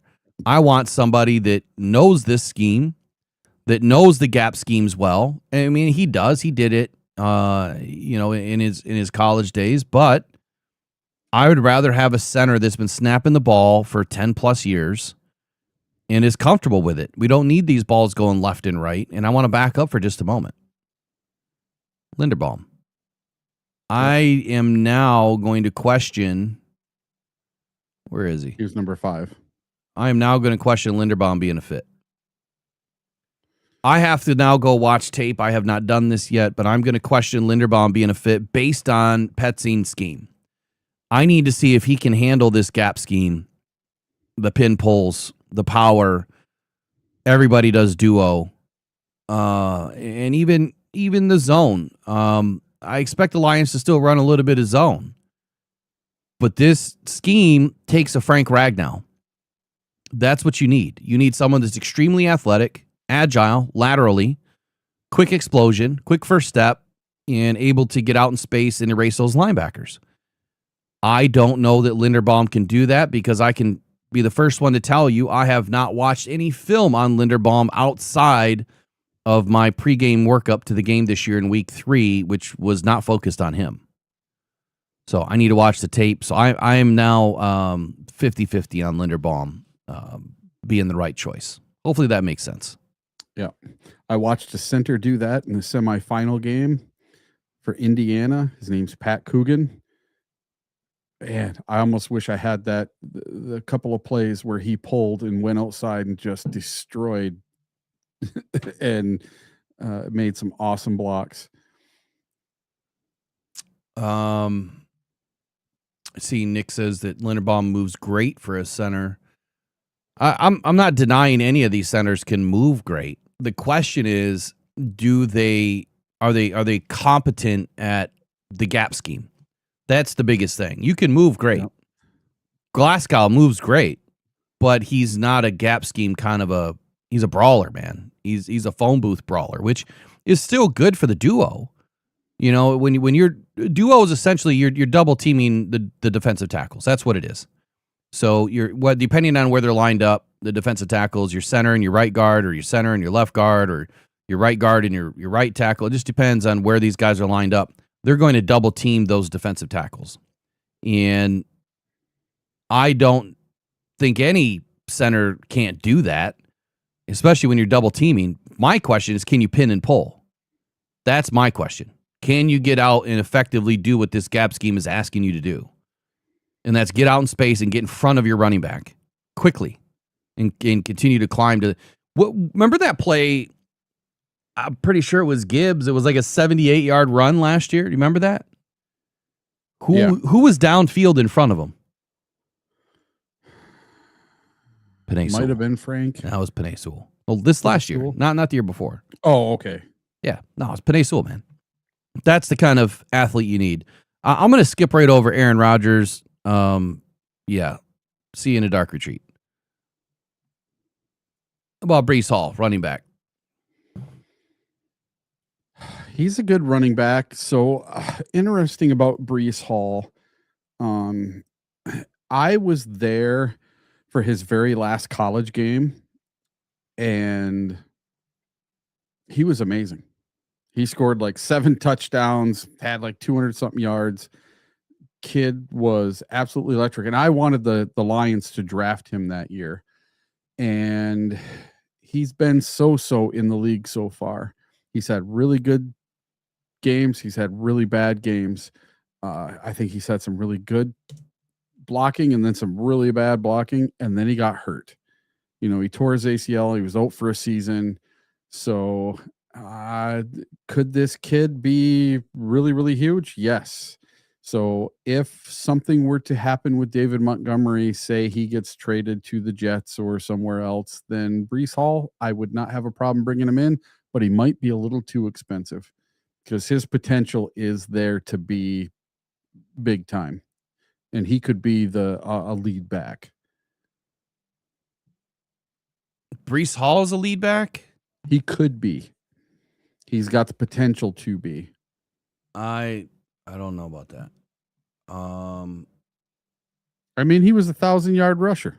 Yeah, but stats are fine, but for the Jets, when I look at a lead back, I mean the dude's 5'8". He is 217 pounds. Mm-hmm. But he's 5'11". He's 5'11". What is David Montgomery? He's got to be the 5'10", 5'11". When I think of a lead back, man, I want if the Lions do walk away from David Montgomery, I want to see someone, that's like Jeremiah Love, 6 foot, 6'1", 230. I want a bigger back. David Montgomery's 5'11", 230. So he's even bigger than Breece Hall. Breece Hall's hovering around 217. So I would rather keep David Montgomery over Breece Hall. Breece Hall's about to get paid. Paid. For me, I'm out.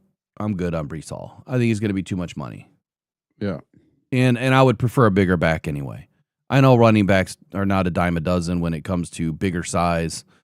They can still get out in space and do things and be a pass catcher. And again, inside this scheme, it's going to heavily rely on our running backs to be very versatile. And I think that Jahmyr Gibbs fits it nicely with his ability to catch and run. And David Montgomery, again, he can do it. He's been able to do it. Now, I put out a video talking about the trade, right? So everyone thinks I don't want David Montgomery. That's not the case. The trade is based on what Brad and Dan have both said, and Brad specifically, that if Montgomery doesn't want to be here, if he's not happy here, if he wants more touches, if he wants to be a number one running back, they'll find another place for him. And that's what it's all about. If they're going to find another place for him, then I'm going to help you, and I'm going to do some videos, and I'm going to figure out what we need and how it could fit. Doesn't mean that that's what I want. It just means that now you got to pivot. This is who's up. All right, how about linebacker Quay Walker? Green Bay. I'll let you do all Green Bay because I know you love all of them. Absolutely not. I do not care for Quay Walker at all. He quits on plays. He throws his helmet as he's going up the tunnel because he got ejected for some stupid ass crap. That guy has the absolute wrong attitude. I don't care if he's an all-pro, which he's never had. I don't care if he's a pro bowler, which he's never had. He's never been a pro bowler, never been an all-pro. Pass. Guy's got the totally wrong attitude for a Dan Campbell team.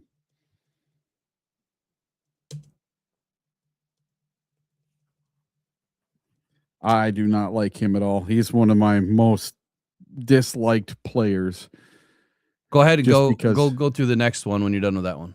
All right. So number 11, the San Francisco 49ers wide receiver Jawan Jennings. This guy's pretty good. So Jennings is the unsung hero of the San Francisco's 49ers offense this year. He does the dirty work over the middle with strong hands, which makes him one of the best in the league at moving the sticks. Since 2024, Jennings' 83 receiving first downs are 28th in the NFL. That's one more than New England Patriots wide receiver Stephon Diggs at 32, and 3 fewer than the following trio of wide receivers: the Philadelphia Eagles' Devontae Smith, Miami's Jalen Waddle, and Jacksonville's Brian Thomas Jr. His overall stats this season aren't eye-popping, but Jennings didn't have a starting quarterback in Brock Purdy for 7 games. Since Purdy returned in Week 11 this season, Jennings' 6 receiving touchdowns are tied for second most in the NFL in that span, with Puka Nacua, Christian Watson, and Michael Wilson. He can also do it all, as his 29-yard passing touchdown to Christian McCaffrey in the 49ers opening round playoff win over the Eagles indicated. Jennings now has 2 career playoff passing touchdowns, which is tied for the most in NFL history by a non-QB with Bronco Nagurski. There's a name you haven't heard in a while. Jennings could certainly ask for $20 million or more in average salary per year this offseason on the open market, since Jacoby Myers got that type of money from the Jacksonville Jaguars at the age of 29. Man, they like bringing up that Jacoby Myers $20 million. So I guess for a wide receiver, it's $20 million a year is the base right now. For the Detroit Lions, would I like him? Sure, I think he'd be a great fit for the Lions. But for the money, I just don't see it happening. Okay. I'm definitely out on Juwan Jennings. I think we're pretty safe in the wide receiver room. Doesn't mean that we won't add one. We're going to have to do something with Khalif Raymond, which I do believe. I do believe Khalif Raymond will not be back, but we need to have a punt kick returner, which Jacob Sailors was starting to progress into that role. I don't know that I saw Sailors take a punt return though. So it'd be interesting to see. Do you think we could just go cheap and stick with Tom Kennedy? And of course, I mean, Tom Kennedy's always been around, and honestly, I liked what Tom was doing more so than what Khalif was doing. I mean, exactly. I think that Tom has been highly underrated. He's getting a little up there in age, but he's still productive. He still has good speed. I mean, Khalif he's a glue guy in your locker room, but at some point you got to walk away from just glue guys. You need to have better talent. Khalif had a wonderful season. What was it, 2023? Did he had his all-pro punt return season? Yeah. And he has kind of fallen off since, and he's not used enough in the offense. So I say this often about the linebacker. I'm sorry, the fullback role. Whereas I would much rather see the Lions not waste the position on fullback and bring in an extra linebacker. In this case, I'd rather not see the Lions waste a position on a return man and utilize one of your receivers and or your running backs to do that. So I don't want just a specific, this is my only position kind of a guy coming in as a return man. But I don't believe Khalif will be back this year. So I'm out on Juwan Jennings, definitely out on Quay Walker. And the reason why I'm out on Quay Walker is not so much about what he can or can't do on the field. I do think he's a pretty damn good football player. I don't like the culture fit that I still believe the Lions will continue to always bring in the right guys.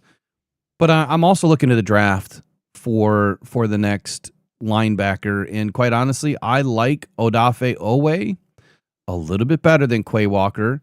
And I think that he could end up fitting the Lions as an outside linebacker. He is 6'5", 257. He's pretty big, but he's good in the run. His pass rush is exceptional. He was, I believe, a top 17 pass rusher this year. So if he is able to play a little bit more outside linebacker role than just defensive end, you could see the Lions progress there. Maybe not. But he had 8 sacks this last season, or 7.5. His overall grade was 73.7. I think he primarily lined up at defensive end, though. I don't think he's going to play linebacker. Let me take a look. Where did he line up? Yeah, he lined up left outside end. Well, he played left outside linebacker. Right end. Outside. Nope, he played right outside linebacker, too. Well, let's scratch that. He has over 2/3 of his snaps are in a linebacker role. I got to watch tape.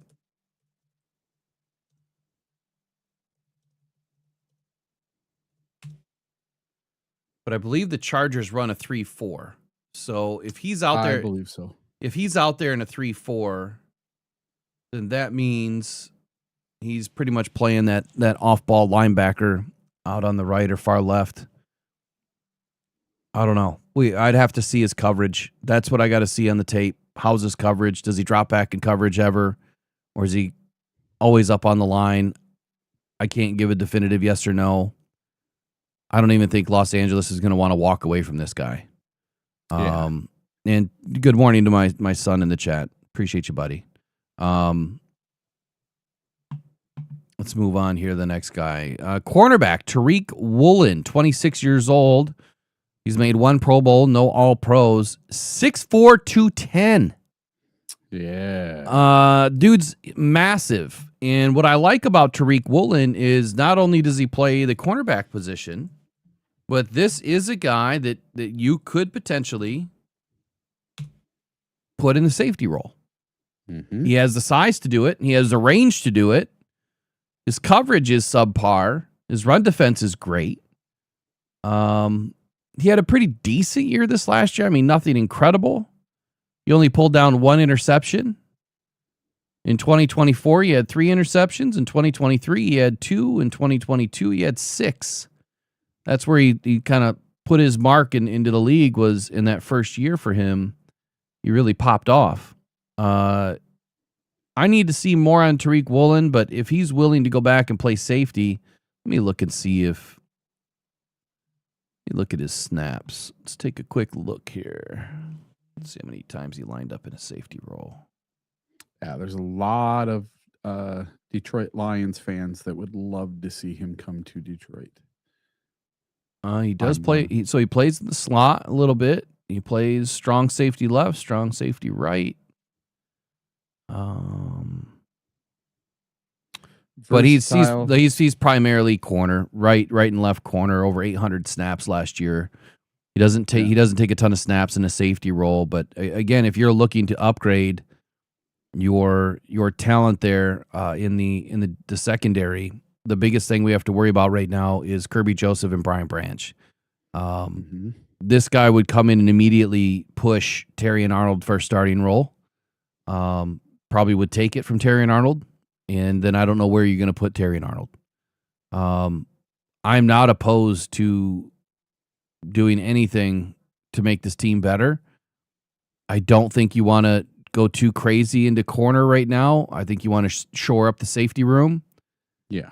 And that's first and foremost, and roll with what you got for corners. Bring a couple of these guys back from last year, at least for camp, to see where it works and where it doesn't. And the Lions may have to take a safety in the draft.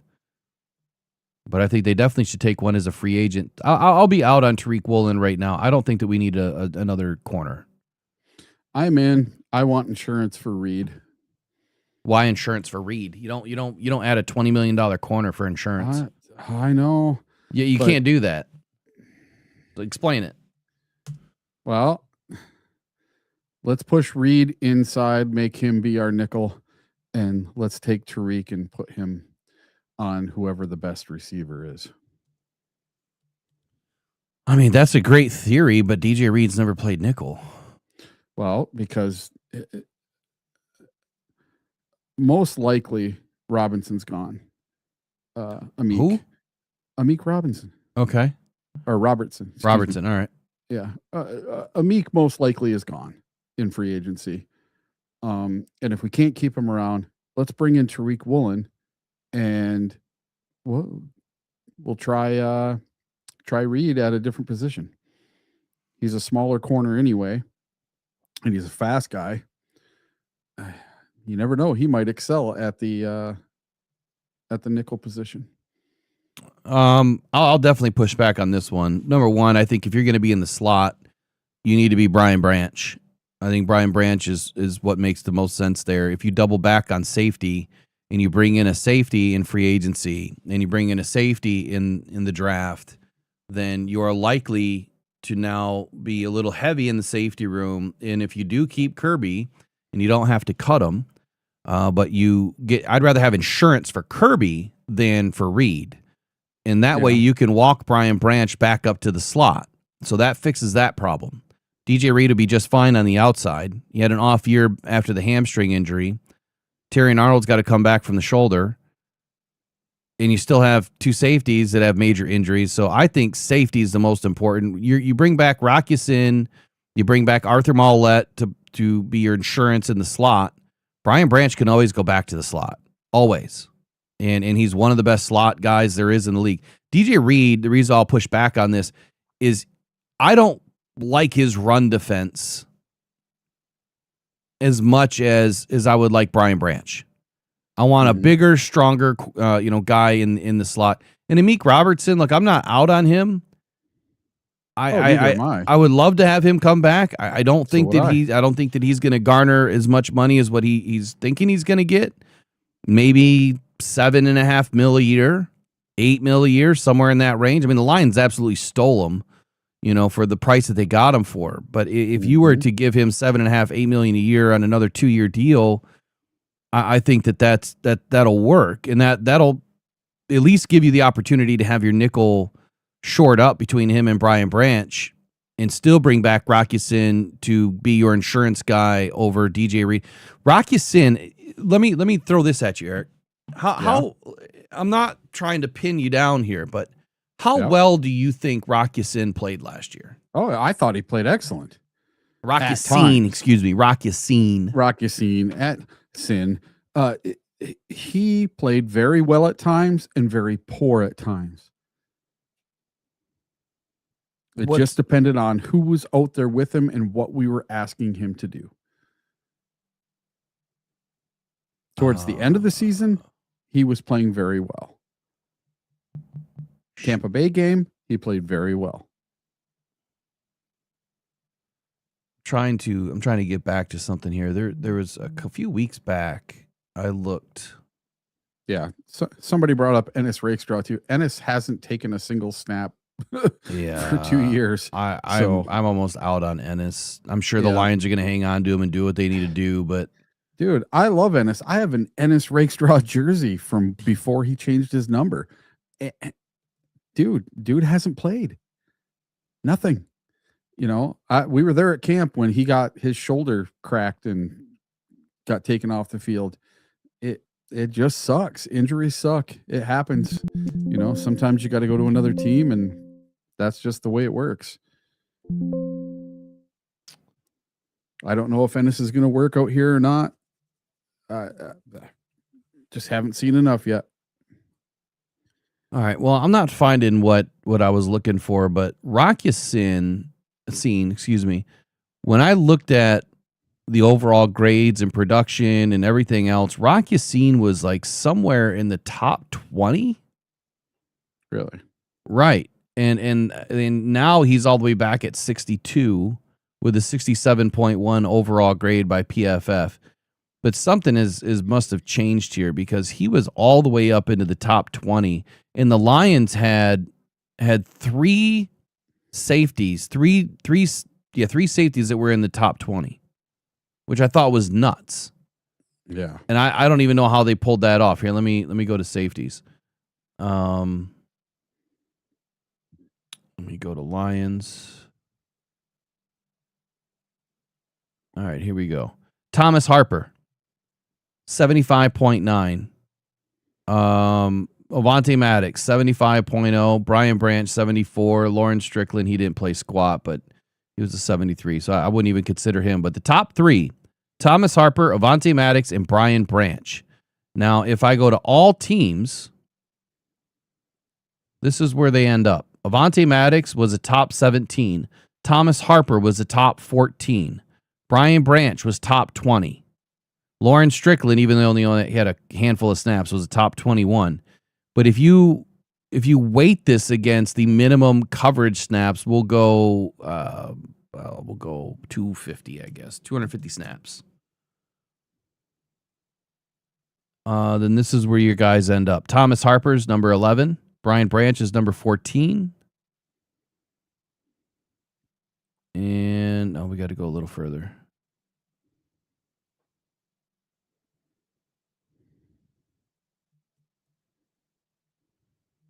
Go 225. Thomas Harper, top 11. Brian Branch, top 15. Where's the other guy? Maybe he didn't have that many snaps. Point that I'm trying to make is even though the Lions were not doing well in the secondary, their safeties that they brought in that were playing the majority of the season where some of the best safeties in the league, when you compare, look at them comparably to the rest of the safeties, to have 3 safeties in the top 20 that each played, at least 200 plus snaps on the season, which I think is a good enough litmus test. That's pretty solid. So we could bring back all of those guys and we would be just fine. And the fact that we got them all for dirt cheap is even better. So I wouldn't mind bringing everybody back and letting them at least get through camp. I still want them to go out and bring in a dog in that safety room. We need at least one guy that can be a lockdown safety that's healthy. So bring them all back, but I still want a lockdown guy. Let's get to the next one. All right. Alontae Taylor for the New Orleans Saints, another corner. He's 6 foot, 200 pounds. Alontae Taylor's value comes from his traits, specifically his ability to make long strides, which creates strong makeup speed. The upside is there, especially for a corner who has shown a willingness to play outside and in the slot. He has 0 Pro Bowls and 0 All Pros, coming in at 27 years of age. Right now, I'm out on Alontae Taylor. Alontae Taylor.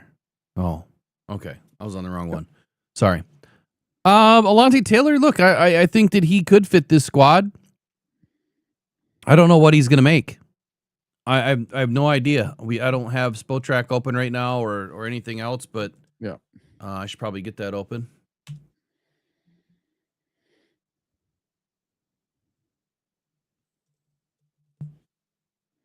Looks like this is a year for a lot of corners in free agency. He's estimated to get 10 to 13 million a year. I don't know that the Lions are going to be able to invest that kind of money into another corner. Mm-hmm. I think that I'm just going to stick with it. I'm out on corners right now until we get a safety. Like it's non-negotiable for me. I'm not riding with Kirby as much as everybody loves Kirby. I love Kirby too, but I told y'all we should have traded him when we had the chance. Y'all thought I was crazy for that. Look how that came. That rooster came home, I guess, or that chicken came home to roost. All right, Jacksonville Jaguars linebacker Devin Lloyd. He was one of my top guys in this draft. I really like Devin Lloyd. Doubtful the Jags are going to move off of this guy, but he was a first-round pick in 2022. He had his 5th-year option declined last season after a bumpy first few seasons. But under the new defensive coordinator, Anthony Campolini's scheme, he's played to an all-pro caliber level. He's what they consider to be the Swiss Army knife inside their scheme. He had 24 quarterback pressures in 2025, more than double the next closest single-season total of his career so far. 5 interceptions, tied for the second most in the league in 2025, one of which was a 99-yard pick six of Patrick Mahomes in Week 5. Pro Football Focus grades him as the NFL's 3rd best inside linebacker this season, with an 89.1 defensive grade. Lloyd's production appears to be scheme-dependent, and I'm out on him because we don't need an inside linebacker. We already have an all-pro in Jack Campbell. There you go. Jalen Watson, cornerback for Kansas City Chiefs. No Pro Bowls, age 27. Had a couple of interceptions in 2024. He's 6'2", 197. Watson could continue to develop rather nicely throughout the rest of his prime as an outside corner. He'll have suitors in the open market, according to CBS Sports. Anything you want to add here? I'm out on the corners. Yeah. It's up. I mean, it's totally up to you. What do you think? Nah, I'd be out on him. And He's expected to get a multi-year deal in that 12 to 15 range per season. So again, I don't think that's going to fit what the Lions are looking for. Mike Evans, future Hall of Famer. I'm all good here, man. He is way past his prime, even though he's way too expensive. Way too expensive, yes, but he's still playing great when he's in there, man. It was tough to watch him go down last year and not produce his usual 1,000 yards.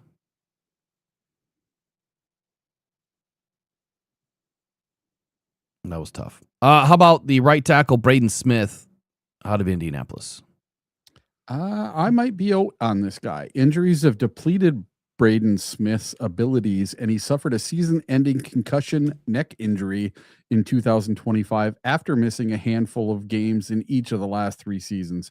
And we need someone that is a Superman like Sewell. However, he is a serviceable starting offensive tackle, and if the health holds up, he can be that.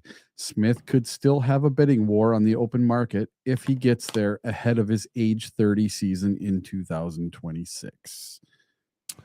That would mean putting Braden Smith at right tackle and taking Penei Sewell and putting him at left. So because of that, I'm out on Indianapolis Colts right tackle Braden Smith. I'm simply out on it because it's a right tackle. We already have Penei Sewell, and he doesn't have any history as a left tackle. So for that reason, I'm out. I need to dial up the Sharks. We need to get that in here. Sharks. I'm out. I'm out. Yep. All right, Kenneth Walker III, one of my favorite running backs ever. Love what he does, man. I think that he's the 3 touchdowns that he had in the divisional game, just incredible the way that he overtook that game. 27 years old. I'm so surprised. No Pro Bowls, no All Pros. He's got to get something this year, you would think. But he didn't. Though. So Kenneth Walker is one of the NFL's most elusive running backs in the league. 286 tackles avoided are the second most in the league since he was drafted in the second round of the 2022 NFL Draft, only trailing Josh Jacobs 293 in the span of the former's career. Now, I will say this. When you think of Gibbs, you don't have to really consider the broken tackles because no one's ever near him. All right, that's the difference here. He doesn't have to break a ton of tackles because no one can catch the dude. No one gets close to the guy. The guy that you look to break tackles is David Montgomery, which he gets his fair share too. But Kenneth Walker he's power and he's flash. He's interesting. Before I give you my opinion, what's yours? So Kenneth Walker, he is going to make a bag. And the reason why is Zach Charbonnet is out. He just had ACL or something. So he's out for the playoffs. And that's going to hurt. And probably for next season, most of next season, if not all of next season, Zach Charbonnet is not playing. So this guy's making a bag and he's going to get it from the Seahawks. And he's going to add to his resume this Sunday, and he's going to add to his resume in 2 Sundays from now. Look, this is going to hurt the Eagles more than what I think people understand. They've been running this 2-back system just like the Lions, running back by committee a little bit, but Zach Charbonnet is that perfect complement to what Kenneth Walker does, right? Like Kenneth Walker has power, but he's mostly speed and flash. And Charbonnet is that bigger back that can lead with power, and he still has speed. Charbonnet was one of my favorite running backs. If you go back, I think it was 2023's draft, when I did some draft workup, I really, really love Charbonnet. And I said that if they, it had to be 23, because I said if they didn't get Gibbs, that Charbonnet would have been my guy. Pretty sure that was 23. Look, he's rated right now as like the 2nd or 3rd best running back in the league, depending on where you look or who you believe. 221 carries, 1,027 yards, only 5 rushing TDs, which is not on Walker because you can clearly see what he's done in the postseason. That is more scheme. At 5'9", though, we already have one. We already have a Jahmyr Gibbs. So for that reason, I'm out. Oh, yeah, I'm completely out on him. He's getting a bag. A bag. Well, even if he wasn't getting a bag, we still have Gibbs. Yeah. Now, this next guy, though, this guy's kind of intriguing because this is a position we were talking about. He's only 25. He's had a Pro Bowl. He's had some good quarterback play and some bad quarterback play, and that is tight end Kyle Pitts. He was set up to fail based on the generational talent expectations placed upon him when Atlanta selected him 4th overall in the 2021 draft. That was Dan Campbell and Brad Holmes' first draft. That made him the highest drafted tight end in the common draft era since 1967. And he was drafted ahead of actual generational talents like wide receiver Jamar Chase and offensive tackle Penei Sewell. Pitts started strong with 1,026 yards receiving in Matt Ryan's last year as the Falcons quarterback, but he plateaued while dealing with injuries and mediocre quarterback situations. He's improved as a blocker, and the football is starting to find him once again. Pitt's career high 88 catches were second most in the NFL among tight ends in 2025. It could make sense for the Falcons to franchise tag Pitts if they can't come to terms on a long-term extension. Now, Pitts, I had him in fantasy football, and when we got into the fantasy football playoffs, he got me 3 touchdowns in one game. But that was it. He only had 5 touchdowns on the season, but he had one game with 5 touchdowns. Or 3 touchdowns, excuse me. Cal Pitts has been kind of up and down. I mean, yeah, he was supposed to be this monster of a tight end that was going to come in and just redefine the NFL for the position. It really hasn't happened. He had a decent year his first year. I mean, actually had a really good year. But it wasn't crazy good. Let me look at his stats real quick.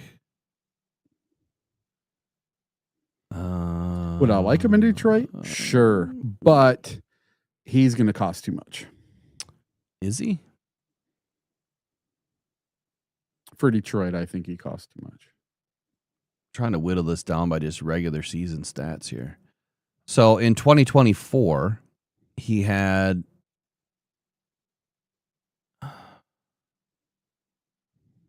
come on. I don't want just snaps. I want to know his offense. What in the world?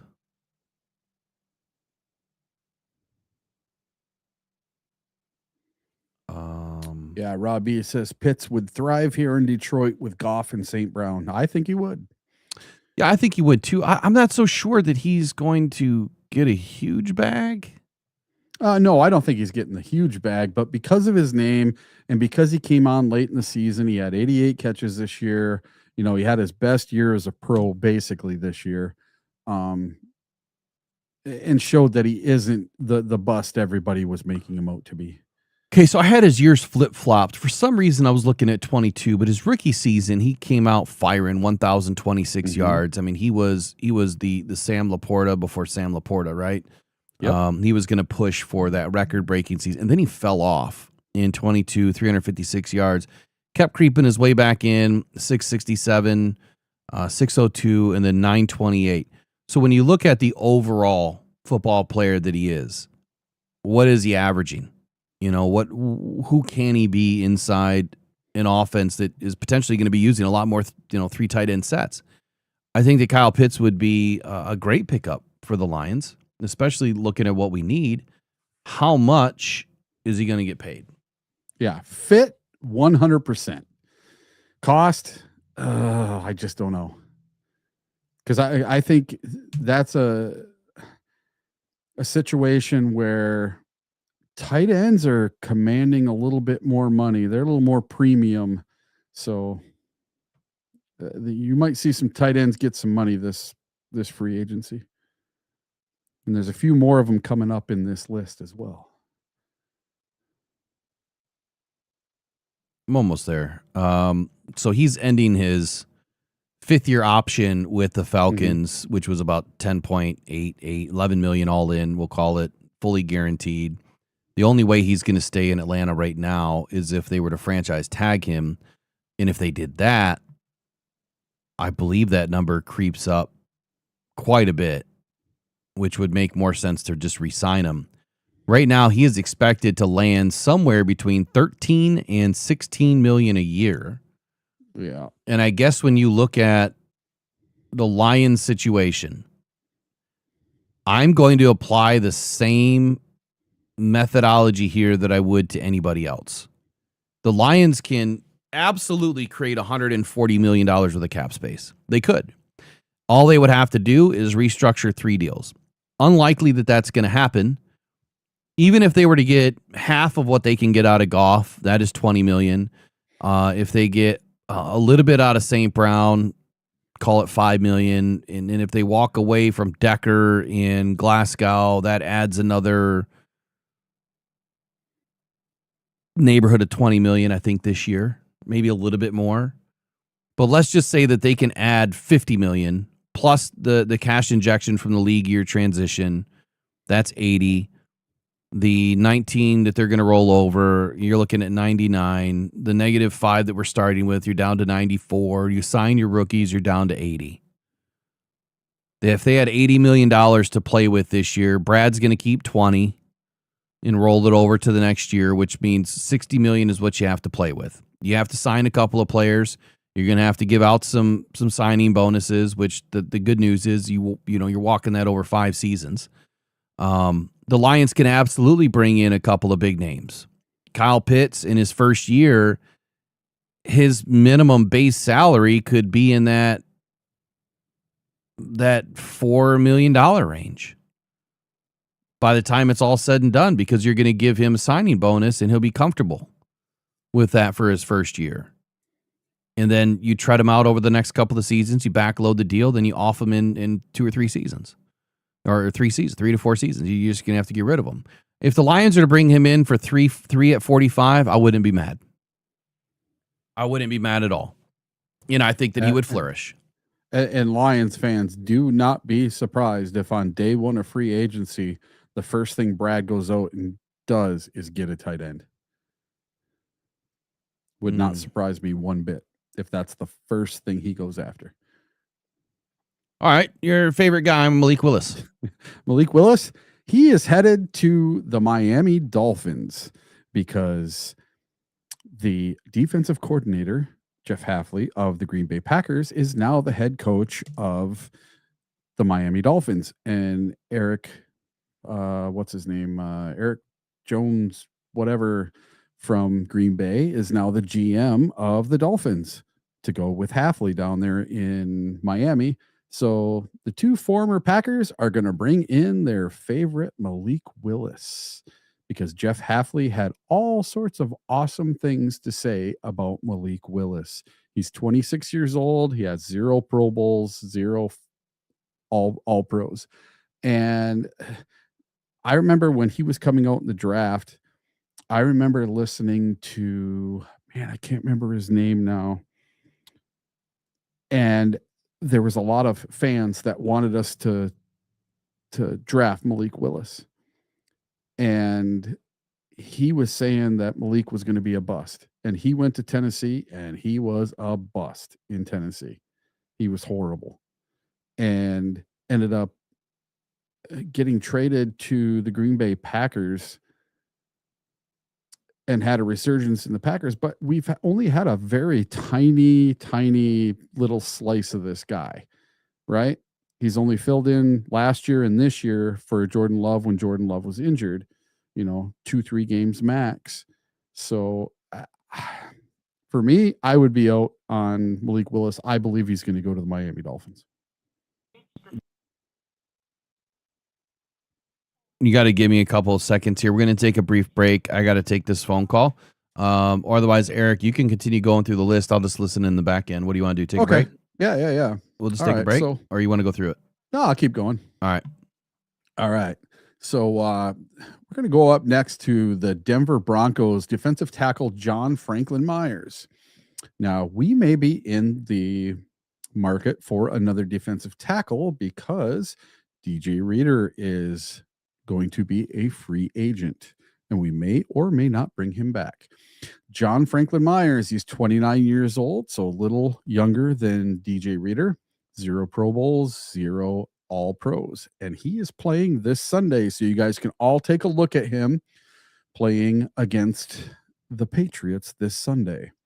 John Franklin Myers and 3-time Pro Bowler Leonard Williams are the only defensive tackles with at least 7 sacks and 15 quarterback hits in each of the last 2 seasons. Now that sounds like some production from the defensive tackle position.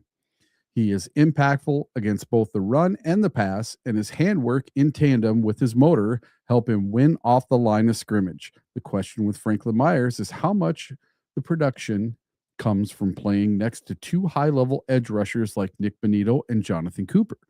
Some defensive tackle needy team will pay up to find out. So this guy, I think, would be kind of interesting. What do you guys think about John Franklin Myers? And we're going to get a look at him this Sunday. We're going to get to watch this guy and see what he does. But someone that's had 7 sacks and 15 quarterback hits in each of the last 2 seasons, that sounds pretty intriguing to me from the inside. I think clearly interior defensive tackle is a big need for the Lions, right? I think we can all agree that the Lions value the interior defensive line position a lot more than they value the edge position. If you were to consider how they've drafted, yep, I do believe that that'll change a little bit this year. As far as, okay, for my personal take, you know this, I've said it 100 times. Yeah, roster roulette for me, and if you're just now listening for the first time, I've developed 2 systems. One, I've developed TAPS, which is it's very similar to a RAS score, but way different. But it kind of gives you an idea of where a player should be ranked and taken in the draft, and where they could end up becoming, or what type of player they could end up becoming in the future. So far, it's done pretty well as far as what players the Lions would draft and where the players would end up being in their rookie year and later. I've hit on quite a few players. The second system is called roster roulette. And both of these systems have, they're entering their 3rd season. It's still getting flushed out a little bit, or maybe it's a 4th season by now. Roster roulette tells me that how to draft players, when to draft players, to fill out a roster, to maintain your cap, maintain your roster, so you're cap healthy, and then you're also getting younger. You're not getting older. You're getting younger every couple of years. The Lions, I think, are 17th, 18th in the league right now as far as age.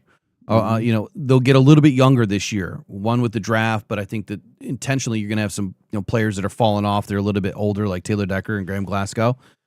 DJ Reader. And DJ Reader, potentially. The thought, though, is when do you add players? Lions fans have been begging for another edge for a long time.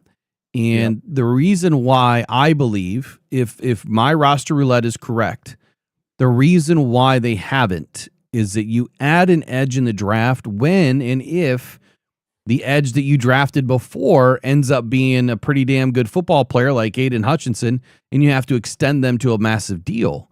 Now is when you're going to add that next edge rusher in the draft so that you've got youth, low contract value, and you've got 4 or 5 seasons, depending on where you pick them, to be on this team. So now you've taken that big contract, you've added a low contract, and it starts to do this, right? The scale starts to tip a little bit. The percentage, I could go on this for an hour. The percentage-based formula tells you how much should you spend at that position. And if you look across the league, I have all the stats, how much they're spending per position, every team, break it down, what defense, position, percentage, yada, yada, yada, right? So roster roulette tells me this season the Lions will invest in a defensive end earlier in the draft, potentially, because you want a player that could end up working up to the level of Aiden Hutchinson or being better. So what does that mean? Well, the way they put Aiden Hutchinson's contract together, they have outs almost every year because they're guaranteeing large portions every season. Whereas the other contracts, Myles Garrett, Micah Parsons, they had full guarantees at signing, and then another guarantee, which pretty much guaranteed the majority of their contract by the end of their first year going into their second year. Not for Aiden. Aiden has guarantees that are hitting every year. So he has been parsed out 26, 27, 28. Lions actually have outs after 26. So if Aiden isn't performing, or if the cap gets to a point where they have to walk away, the Lions have outs, from that perspective. I'm not a Hutch hater. These are facts. Okay. Lions are smart. They know how to build back end roster health by outlining a contract in this fashion. If Aiden falls off, you can walk away. If you need draft picks, you can trade him. And then at that point, his contract isn't that bad to walk away from. They would never cut the guy, right? But you really don't know what was going to happen with him health-wise. And that's why they did what they did, I believe. That's my opinion. I say all that to say this. I think that we will take a defensive end earlier. All depends on what happens in free agency. If the Lions bring in a defensive tackle and they don't bring in an edge in free agency, no, I don't believe they're going after a high-priced edge in free agency at all, period. It won't happen again. You heard it here first on January 22nd once again. They'll bring in a mid-value guy. The second-tier guy is what I call him. When I wanted AJ Epinesa 2 seasons ago before he had a new contract, that would have been the perfect player to add to Aiden and that style of money.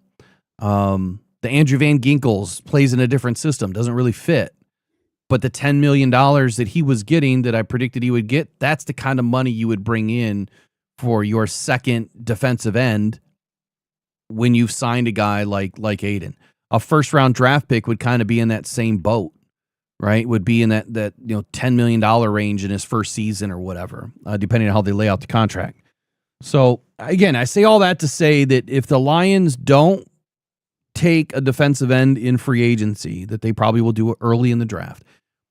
If they don't take an edge in free agency, I think that they will look towards a defensive tackle to upgrade over DJ Reader.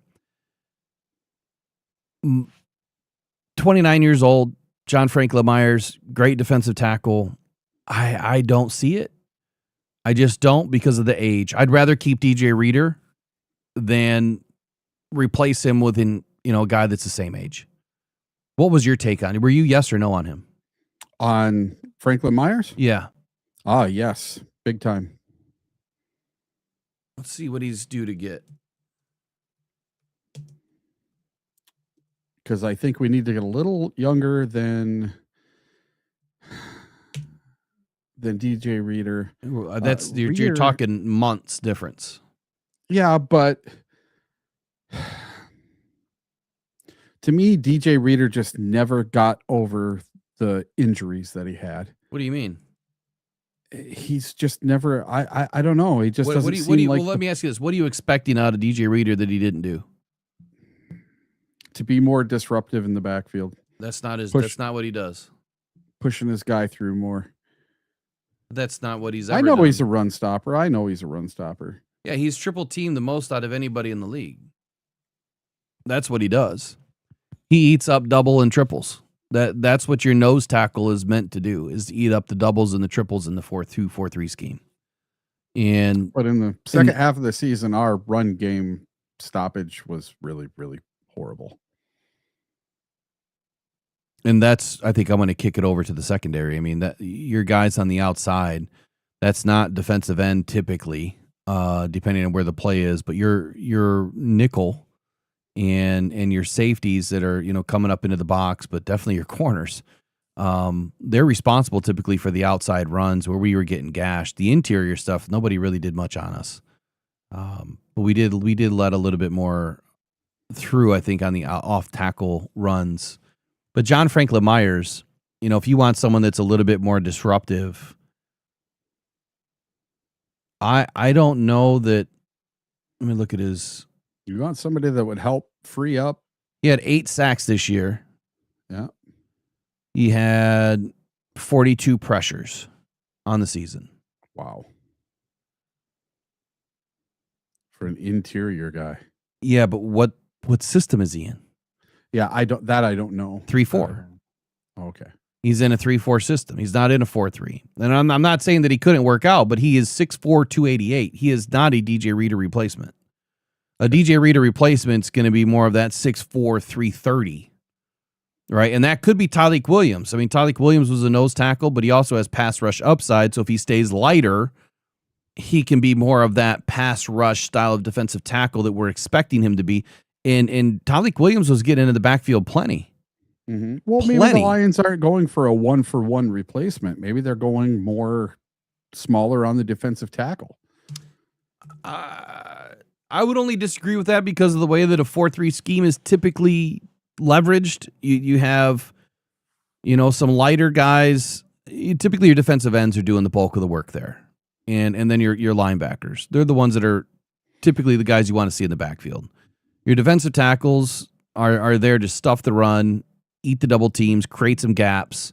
We also have a gap and a half scheme up front, which that's not what Frank Myers does, and not a whole lot of defensive tackles honestly do in this league. That's a very unique scheme to run. A lot of teams run single gap. If we were to go back to a single gap scheme, I think Frank Myers would be great. But in a 3-4 scheme that he's running now, I don't see it. I don't know how it transitions. DJ Reader had no sacks this year. He had a career best last year of 3. Mm-hmm. So when you look at what they brought him in to do, I don't think it was ever bringing him in to disrupt the backfield. It was bringing him in to stuff the run. And the fact that he had his best season ever with 3 sacks, I mean, I think that he did get over the injury last year. And then playing as the only guy on the defensive line that was left last season was pretty incredible too. But 20 pressures this year for Reader. Last year, he had 22. So he stayed on par, and he added 3 sacks. Yeah. And then if you go back to 23, he had 34 pressures with 2 sacks. Do you think the writing's on the wall for DJ Reader, though? The way he talked at the end of the season? He wants to stay. I think it's a money thing. Yeah. I think it's a money thing. It's just like Anzalone. It's going to come down to money. You know what I do like about Frank Myers is he would give us kind of that universal weapon. The Mekhi Wingos that, even though Mekhi is a little shorter, but John Frank Myers is 6'4", 288, 285, 290, somewhere in that range, but he can run sub 4.75, so he's just as fast as Aiden. He's more compact, he's lower to the ground, he has better pad level. You could utilize him, as that, inside outside guy. You could put him on the outside as opposed to the inside, not edge, but as your outside defensive tackle as opposed to the inside, and rotate him off the outside shoulder of the tackle. Does that make sense? Yeah. You could. Yeah. I mean, you're not gonna be able to do it every single time, but there's a possibility. ARF in the chat says, get another Sean Rogers monster type. Yeah, big baby. Big baby. Oh God, I'd love to have a Sean Rogers type. I don't remember that he did much, but his most recent contract was 2 years, $15 million. That ain't bad. His market value right now is 7.9. So if the money fits, you get him under $8 million a year, and there's the ability that you can use him as more of an end, then yeah, it could make sense. But if you're looking to replace DJ Reader, I don't think this is the replacement for us. Okay. That's just my take. I know you have yours. Next guy here, running back Travis Etienne. I'm just going to walk right past it. No. Yep. Safety Kobe Bryant. This is someone that I had on the thumbnail yesterday. This is a guy that I do expect the Lions to go after. Not expecting the Seahawks to want to let him go, but we need someone in this backfield. We need someone that is going to be able to take over for Kirby Joseph and Brian Branch, because both of them are coming back from injury. And I think, Eric, you kind of feel the same way I do now, that when you come back from injury, it's kind of a throwaway season. You don't really know what you're going to get. Yeah, I'm telling you right now, I have zero faith in Brian Branch or Kirby Joseph to come in week 1 and play 17 games in either one of them, because Brian Branch, who knows when he's going to be back and fully healthy. And even when he says, oh, I'm fully healthy, I'm good to go, I'm 100%, dude, nobody comes back from Achilles and is just instantly 100% again. Takes a year. Okay. And then Kirby, we don't know if he's going to play another down in the NFL. We have no clue. He could come out and play. He could play 3 games and be the best player you've ever seen, and then have a game like in KC, and all of a sudden he's done for the year again. So, it still boggles my mind how they didn't just put him on IR after the KC game. That hurt the team. That meant Craig Reynolds went to the Patriots. So maybe we'll see Craig Reynolds play this weekend. That whole situation still bugs me to no end. So on Kobe Bryant here, the thing that I do like is he could be a cheap addition. He's experienced. He's got at least 3 years now in the NFL, 22, 23, 24. So it's 4 seasons. He's an unrestricted free agent for the Seattle Seahawks after this season. He's 6 foot. What is he? 6 foot. 6'1", 193, 195, somewhere in that range. He was a round 4 pick. So again, it doesn't mean that you can't find somebody in the draft. What I don't like, if PFF is actually accurate, his grades are terrible. Like terrible. But again, we need someone. This is not a Kirby Joseph or Brian Branch replacement. It would be more of a depth replacement for Kobe Bryant, who would be entering his second contract. You could potentially get him on a cheap 1-year contender deal. I don't think that he's done enough in the league to prove that he's deserved of a big deal, of a big contract. Mm-hmm. I don't. I mean, he's barely played this season. He's missed weeks 3 through 13. He played the first 2 games, and then he came back week 14. And then he's played in the postseason. Watch him this weekend. Yeah, we'll have to watch him this weekend. Oh, wait, I'm sorry. I'm on the wrong freaking season. It was on 23, excuse me. 25, different story. He's played all but 2 weeks this year. I don't know which weeks he missed. 12, 13, 14, 15, 16. Looks like he missed 17 and 18. Coverage, 63.6. Tackling grade, not good, 35. Defense overall, 66.9. Missed tackle rates, 20%. It's way too high. Does not get any penalties so far. I don't see one penalty. But his passer rating against at 70, I'm good with that. I'm good. I'm absolutely excited about that. Now let me go through his overall. He's played since 2022. His overall grade would be in the 23 was just a bad year. He missed the whole season. Let's throw 23 out. 22 was his rookie year. Not a great year. He's above average. He's an upper 60, low 70 guy overall. He's got decent coverage ability in the mid 60s. He's not going to be an interception guy. You know, I can at least say that he's not someone that's going to go ball hawk. He wants to defend. I think he had 4 interceptions this year, 3 last year, which is good, but that's just not what he does. I don't know. Let's see what his market value is.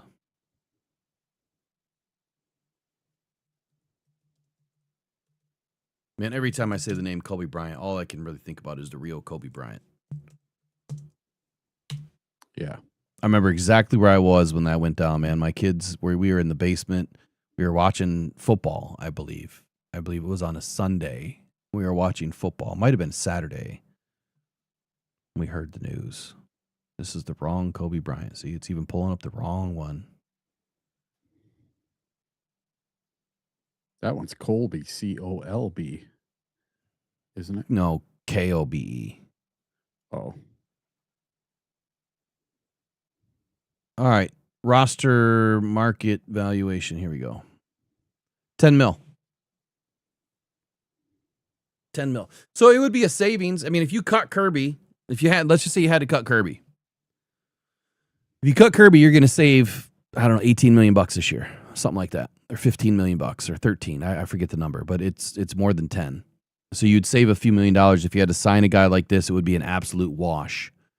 But that's why I'm going after Antonio Johnson, not Kobe. But if you could bring in Kobe, I think that it would help. You know, if you read what it says, he's a versatile safety who began his career as a slot corner. So there's that versatility to him. He was moved to safety, and he's one of 8 safeties with 7 or more interceptions and 10 or more passes defensed in the last 2 seasons. So he's doing well there, but the first 2 seasons he had 0. Maybe it's just taking him a couple of seasons to season and get better.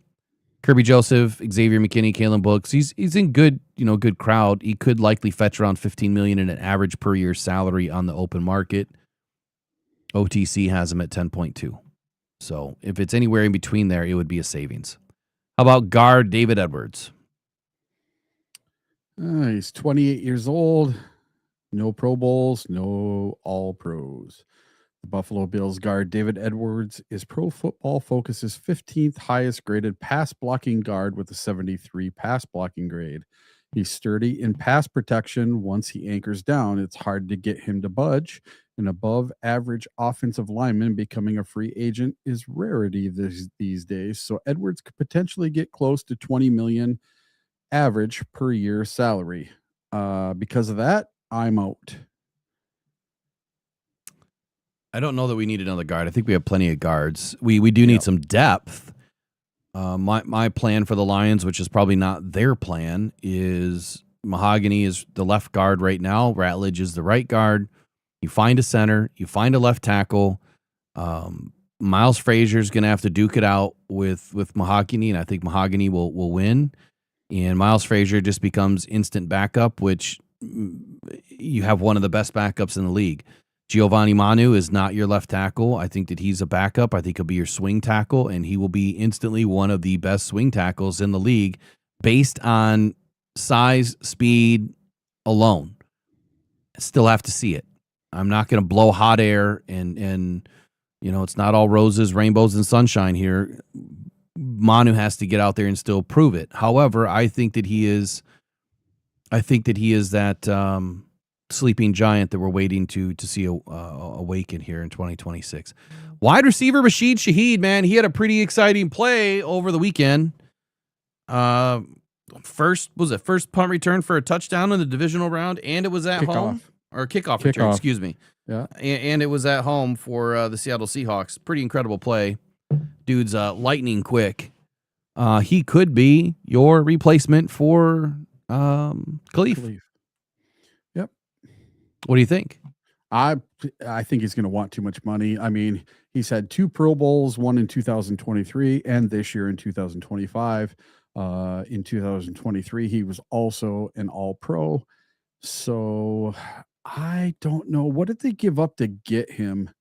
Because they got him from the Saints this year. They traded partway through the season, I think at the trade deadline. This was one of those moves. And I don't remember what they gave up to get him, but this is a rental. And what do you mean it's a rental? For them? Yeah, for Seattle. He was just a half year rental. And he's worked out pretty good for him. So yeah, I could see him on the Lions. It's just depends on his the money part of it. Is he going to take what Khalif would take? If we can get him for Khalif money, bring him in. But I don't see that happening. Well, Shaheed is one of the NFL's most explosive playmakers with 6 career touchdowns of 50 or more yards since entering the league in 2022. Tied for third most in that span with Saquon Barkley, Jamar Chase, and Tyreek Hill, who have more than Shaheed does in that span of his career. So juice on special teams is what I love. The deep threat ability, I think, is also something that will still be utilized in Detroit, regardless of Petzine's scheme that everyone thinks is this throwaway scheme. In the vertical game. Let's just see what he's worth. But now these valuations are never accurate, but yeah. As far as the fit goes, yeah, he'd be a great fit in Detroit. Here's a huge disparity. OTC is saying 8.2 and Spot Track is saying 14.1. And I would say if you land anywhere in between there, I could see that being okay. Honestly, Khalif Raymond, who he's also a free agent this year. Yep. So he had a 2-year extension a couple of seasons ago. He had a 2-year, $10.5 million extension He was given 8.5 for 8.15 guaranteed, $3 million signing bonus, and an option in 2024. So his base was around 1.8 this year. His total cap hit was 6.9 this year. Okay. Given that, if you could bring in Shaheed for, let's say, 11.5 a year, Sure. I would do it. You're getting an explosive playmaker on the offense that would round out your fifth wide receiver option as a Lions roster is fit right now, but that could give you an option to also walk away from another player, which I hate even mentioning his name. But let's just be honest. If you could trade J-Mo right now for a first and a third, would you do it? Probably. A first and a third, or even a first and a fourth. A second and a third, I would probably do it. But if you were able to get a first and a third for this guy, for J-Mo, and bring in a guy like Shaheed and pay him $10 million less per year, you're saving $10 million. You just now added draft capital that you can go in and get the guys that you guys want. That edge rusher, that defensive tackle, that left tackle, that center. You can go in and go heavy in the draft. Now, would I want to walk away from J-Mo? No. But if you bring in a guy like Shaheed in his replacement, then it makes sense. You still have the speed. You have the juice on special teams. It makes sense. But we still need a contested catch guy. And I know that a lot of people are saying that Tesla is this contested catch guy, but we haven't seen it yet. Not enough. Not enough. 29 targets, whatever he had this year, it's not enough to say that he can do something. Right? We got to see it. We got to see it. All right, what's next? Connor McGovern. Yes, I like this one. Okay, tell me all about him. So he's 28 years old. He's had a Pro Bowl in 2024, and Connor McGovern followed up his 2024 Pro Bowl campaign with another, not one, but another sackless season in 2025. Good enough to earn him PFF's sixth highest pass blocking grade among centers at 73.4. He's an agile blocker in space with powerful hands. McGovern will definitely be coveted in free agency if Buffalo allows him to test the open market. I hope they do. I hope they do. I hope they do. That is our future center right there, Connor McGovern. Okay. Does he fit the scheme? I sure hope so. That's the only question that needs to be answered is, does he fit the scheme? Now, let me share something with you. I did a little bit of work on taking a look at some of these centers. I have not done Tyler Linderbaum yet, but I knew this one was coming up. In 2025, under Joe Brady, offensive coordinator Joe Brady and the run game coordinator, I think it's Aaron Cromer or something like that. They used a multiple hybrid run scheme is the best way that I could say. It's a blended zone and gap, which is where I see the Lions going here in 2026 is gap heavy, blend in a little bit of the zone. So they moved away from being a spread only team to a heavier, more balanced attack designed to take pressure off of Josh Allen. Now, you remember when I looked at the Rams' tendencies, right? Mm-hmm. What about the Bills? What did the Bills do this year? Where were they at in 13 personnel? Well, they ran it. Just take a wild guess. Do you think they ran it more or less than the Lions and the Cardinals? More. More? Yeah. All right, let's see. Just a guess. Ooh. Had to pick one. Well, they ran it less, but still 4.62% of the time they ran 13 personnel. They passed out of it 24%, which would be the lowest pass rate out of the three teams, Arizona, Detroit, and Buffalo. But the Bills also run 12 personnel 11% of the time, which is still a little bit less than, well, a lot less than what the Lions and the Cardinals did at 22 and 29% respectively. But still, running 13 personnel 4.62% of the time is just barely behind what the Lions were already doing.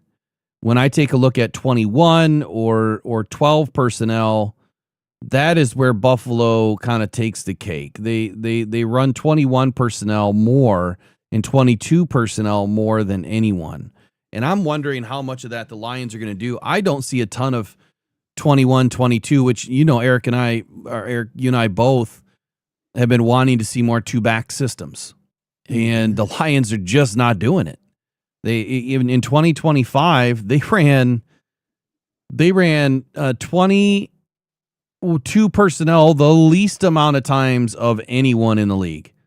0.09% of the time. They ran 22 jumbo, 0.09% of the time. They ran 21 jumbo, 0.09% of the time. They ran 13 jumbo, 0.19% of the time. So the Lions are just not a two-back team. They're two backs with, having two backs, but they're not putting them on the field together. And that's what the Buffalo Bills excelled at, more so than any other team. But seeing that the Buffalo Bills have this hybrid mix of gap and zone, their core concept was zone base, inside and mid zone. They did gap scheme, power, and counter, which we'll see a lot with Petzing. So to your point, Connor McGovern, he fits. And I think that he could be a jackpot call. Connor McGovern, how much are we going to have to pay him? 25. I hope not. Did you look? No, I'm just guessing, because if Linderbaum's going to get 27 on a tag, then this guy's going to want 25 with no tag. Let's take a look at what his market value is right now. Ooh, I like that number. Hold on. Oh, yeah, you probably like the Spotrac number. It's always low.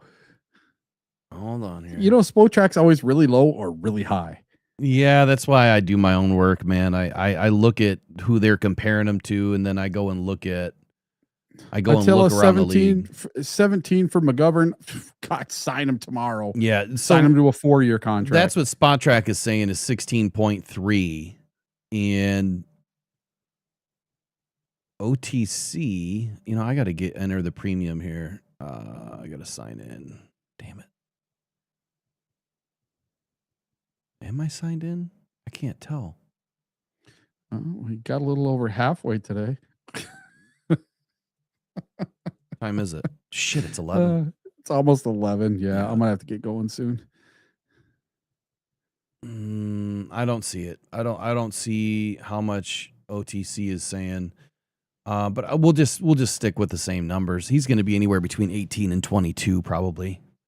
Is my guess. If you want to call it 22, call it 22. He's 28 years old. I would be a little shy there that he's 28. So maybe you get him on a 2-3 year deal. If you get him on a 3-year deal, I want to out after year 2. Maybe you bring this guy in and you still draft a center. Like, that's my number one plan, is if you don't get a center in round 1 that makes sense, there will be one that makes sense. And once we see the agility scores, that's when we'll be able to kind of figure out which my systems that I developed kind of prey upon those numbers. We'll kind of be able to figure out, does a first round center make sense for the Lions? Can you pick one up in the second that is going to be there? Thankfully, the Lions are picking in the middle of the round, not late in the round. They'll have more options at, 49 or whatever it is, 40. Where are they picking in round 2? 50? Maybe it's 50. 49, 50, somewhere in that range. There'll be somebody there for them. If they were to bring in a guy through free agency, Eric, then why not bring in a guy? Again, I got to do the work, but Connor Lew, I've said this before, if he were to slip because of that major injury, Brad Holmes loves these injured guys. It's because you get high draft value. Yep. And Connor Lew doesn't need to play. He stays on NFI. And then you bring him up, the next year, or when he's ready, you start him at guard. What round do you try to get him in? I would say I would say he's probably late 1, early 2.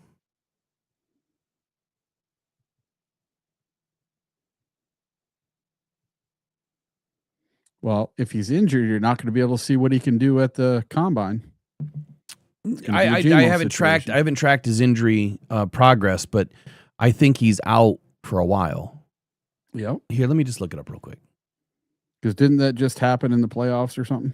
Or right before the playoffs? I don't know.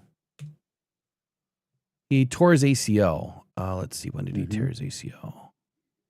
October 18. So at most, he would be out through October. He'll be on his feet for sure in July. So he could make camp. It's a possibility, or he may be a late addition. I would say you typically go through about 3 years of hard recovery work in PT before you come back. So October, September, August, July. That puts him into that 3-month range. He could make it back for camp, but he won't make it. He won't make it for the combine, which is in a month. Yeah. Well, hey man, my bladder's gonna explode soon. So all right, we'll get you back tomorrow. I'll finish my thought on Connor Liu, but we'll see you back here tomorrow. All right, see you, man. See you, buddy. Just get a catheter, Eric. Just right below the desk, man. Do a marathon.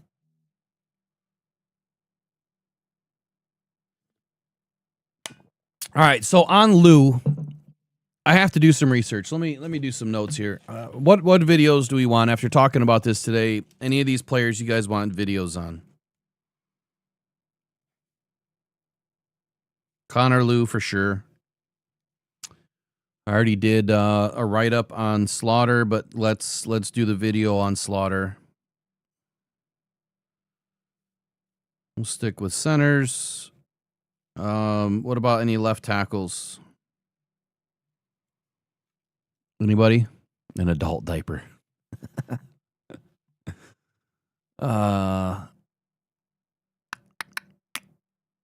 No chance Connor goes UDFA. Yeah, I don't think so there.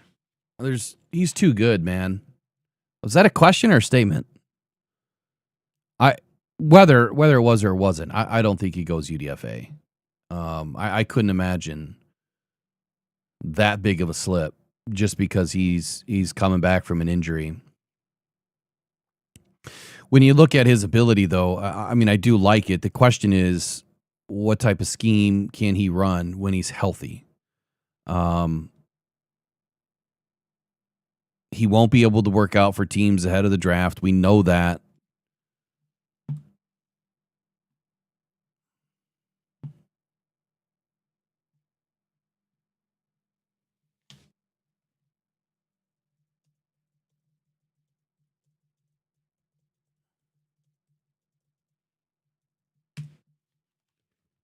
Let me look something up here on Connor Liu. Anybody else you guys want me to do some videos on? Just put videos in your chat message and then name the players, and I'll start pumping them out. I need about a day to research on each one. All right, Auburn Tigers. Hugh Freeze. Offensive coordinator Derek Nix.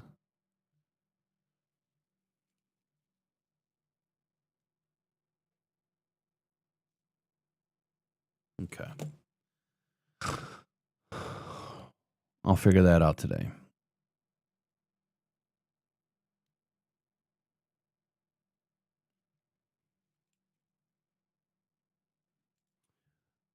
Jake Slaughter, I'll do that one for sure. Raw B, if you want to call in now, if you still got time, let me open it up. We didn't get through the list, go figure. Way too much to cover.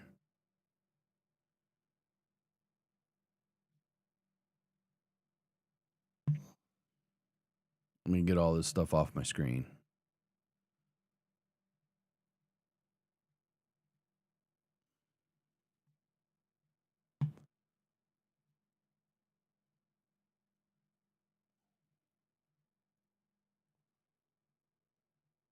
All right, you should be good to go now. Let me just double check. Chat.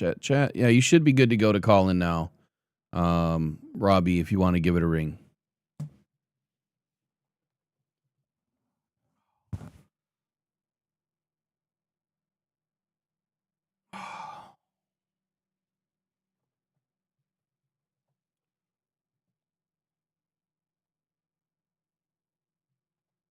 Give me 10 seconds.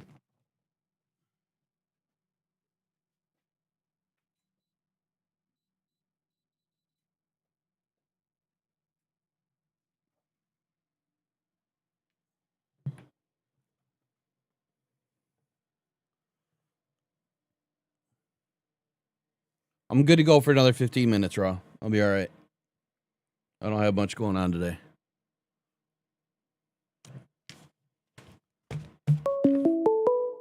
I wonder who's calling.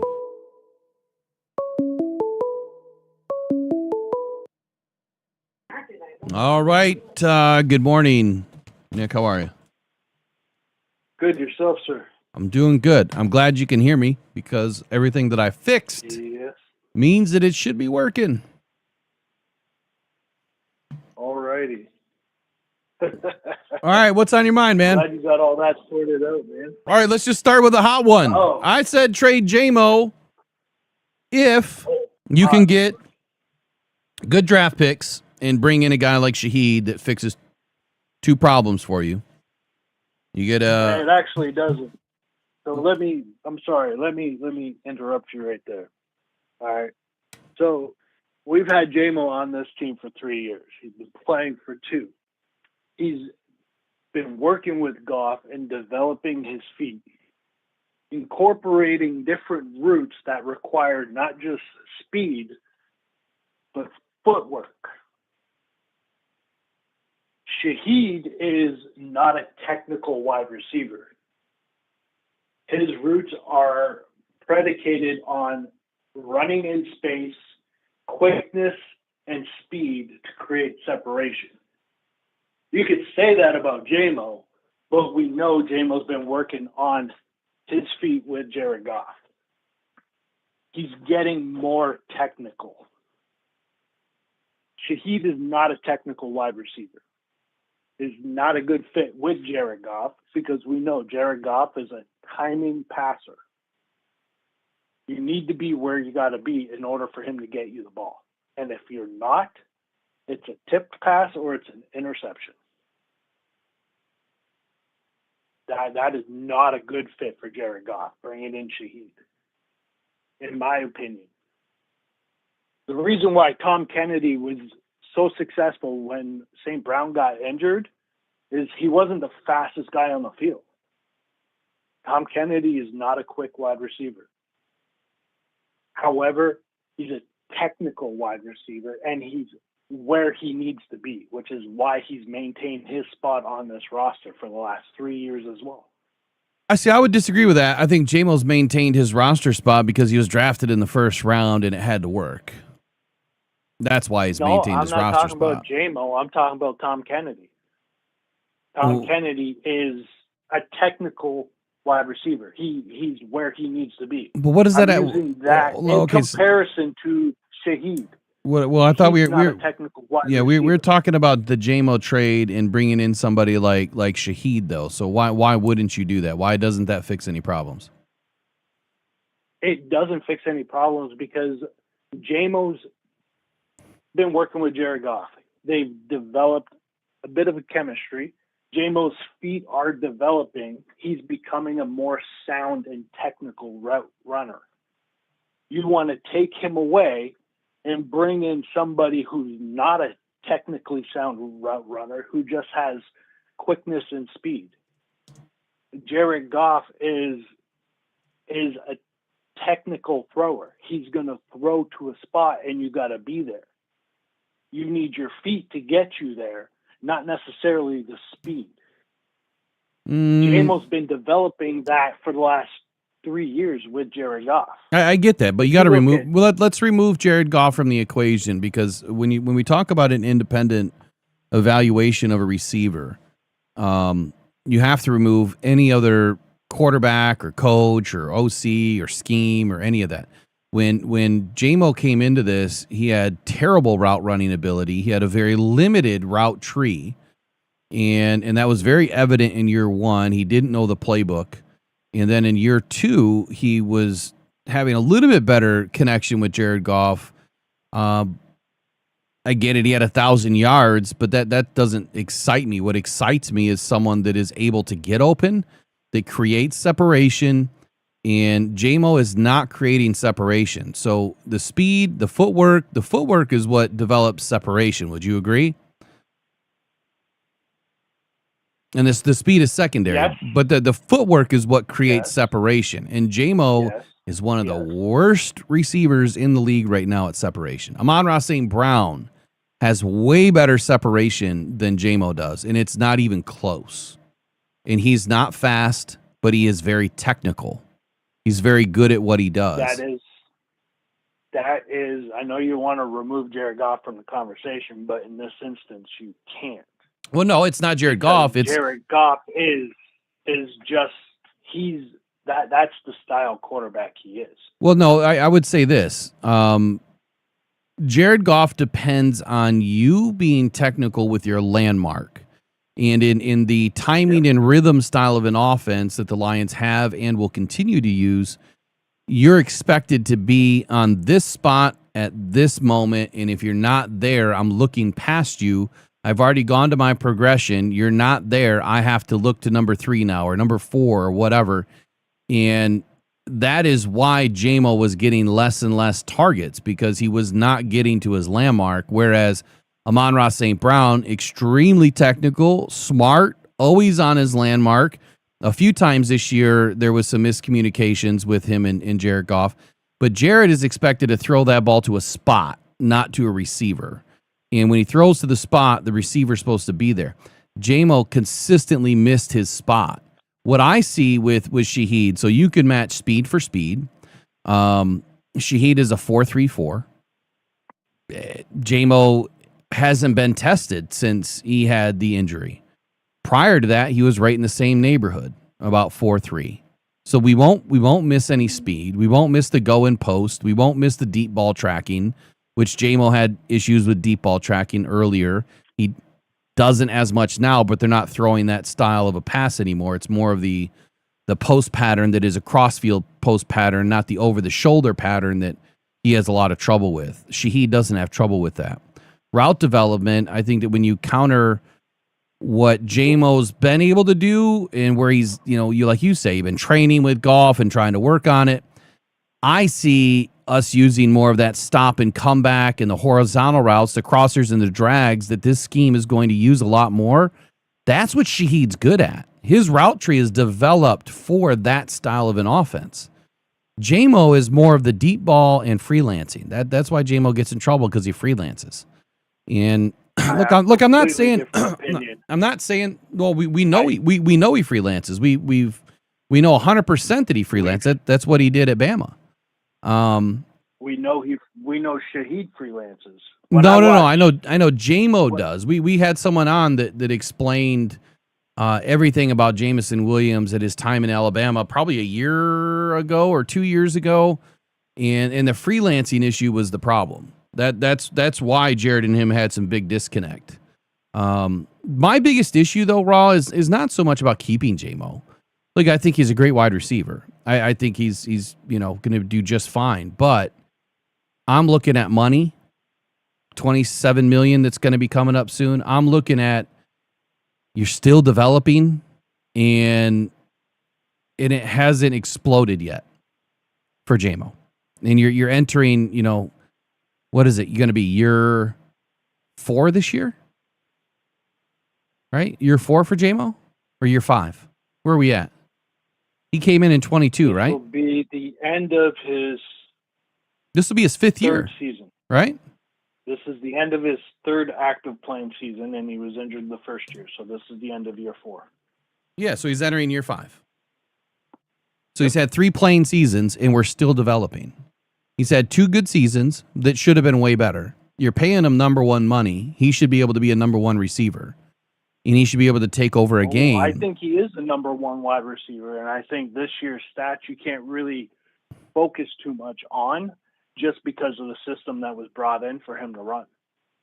Like I said, the system that we brought in to run was a bunch tight formation, and we have too much speed on the field where these guys are waiting for each other to get out of the way and then navigating the defense. But that's what they're sticking to. That takes time. But that's what they're sticking to. They're sticking to the bunch formation. I don't think we should be.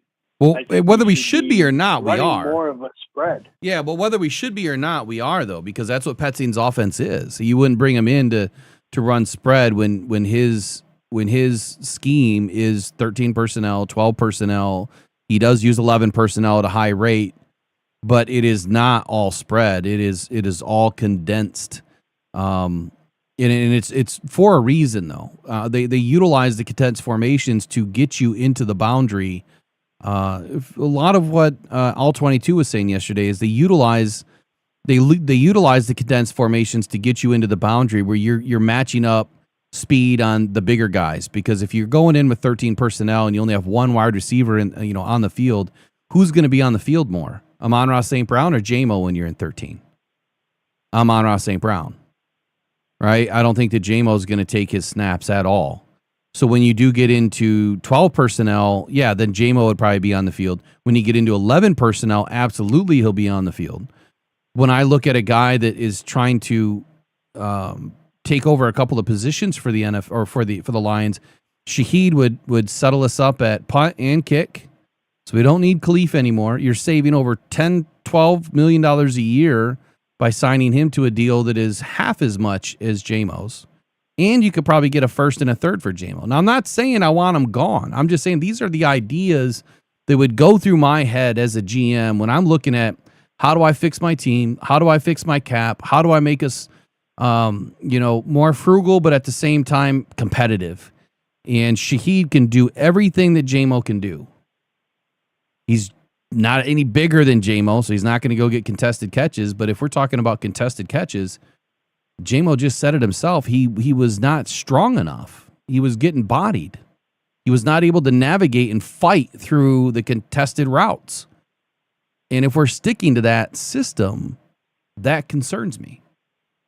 I would want a bigger body style of a wide receiver.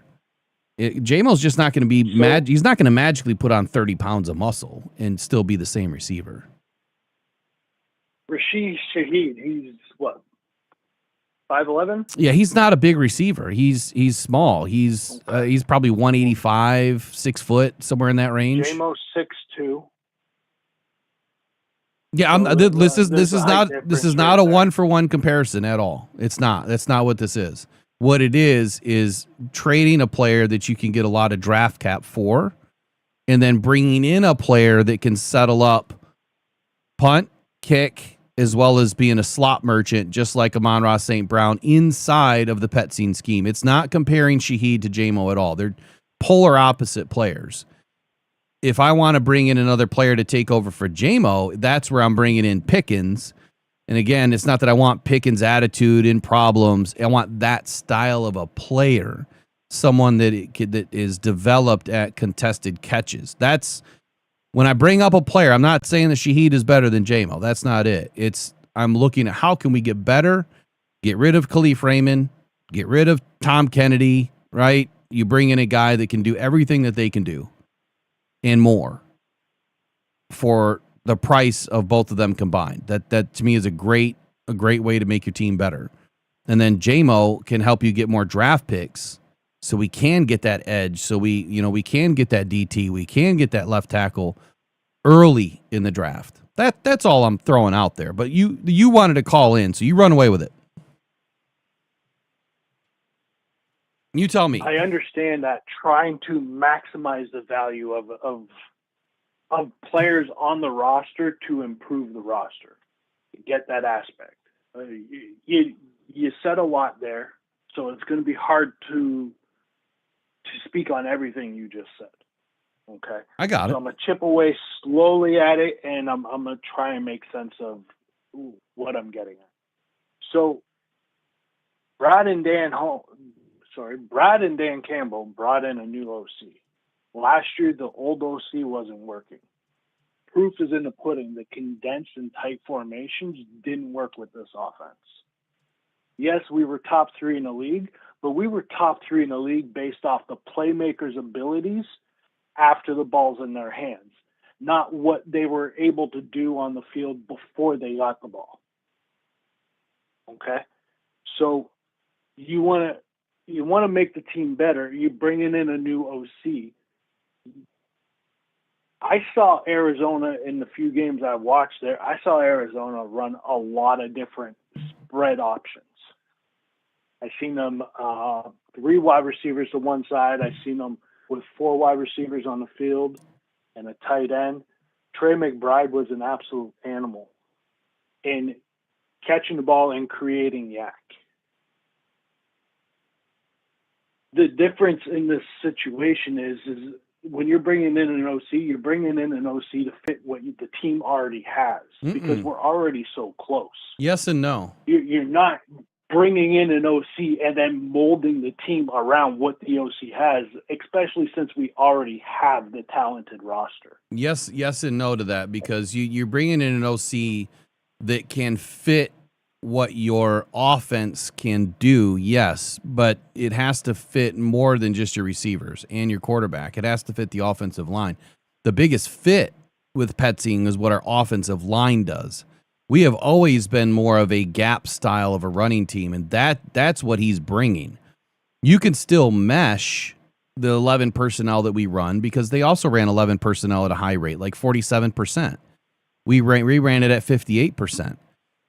The difference is the Cardinals ran 12 a little bit more, and they ran 13, one of the highest clips. I proved how the Rams ran it 3 times more than the Cardinals did. And to your point, yeah, we're still going to be running some spread stuff. Absolutely. It's just few and far between. Just because we see it out there doesn't mean that it's a lot. If you look at the numbers, if you give me a spread formation, let's say, let's go 10 formation. So 1 running back, 4 wides.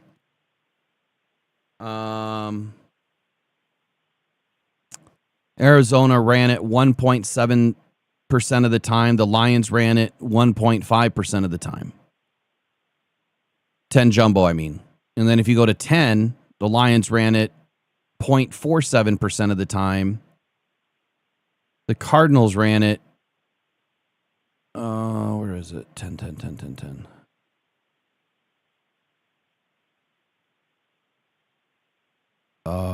They didn't run it at all. It's not even listed. That's really odd. So they ran 10 jumbo versus straight 10. Okay, well, let's just go to your 13 personnel. How many times did the Arizona Cardinals run 13 personnel? They ran it 13 personnel 10.52% of the time compared to the Lions 5.5% of the time. Okay. Difference Now, is also, the Cardinals are passing 60% of the time out of that formation. The Lions 26% of the time. So they double up what the Lions are passing in that situation.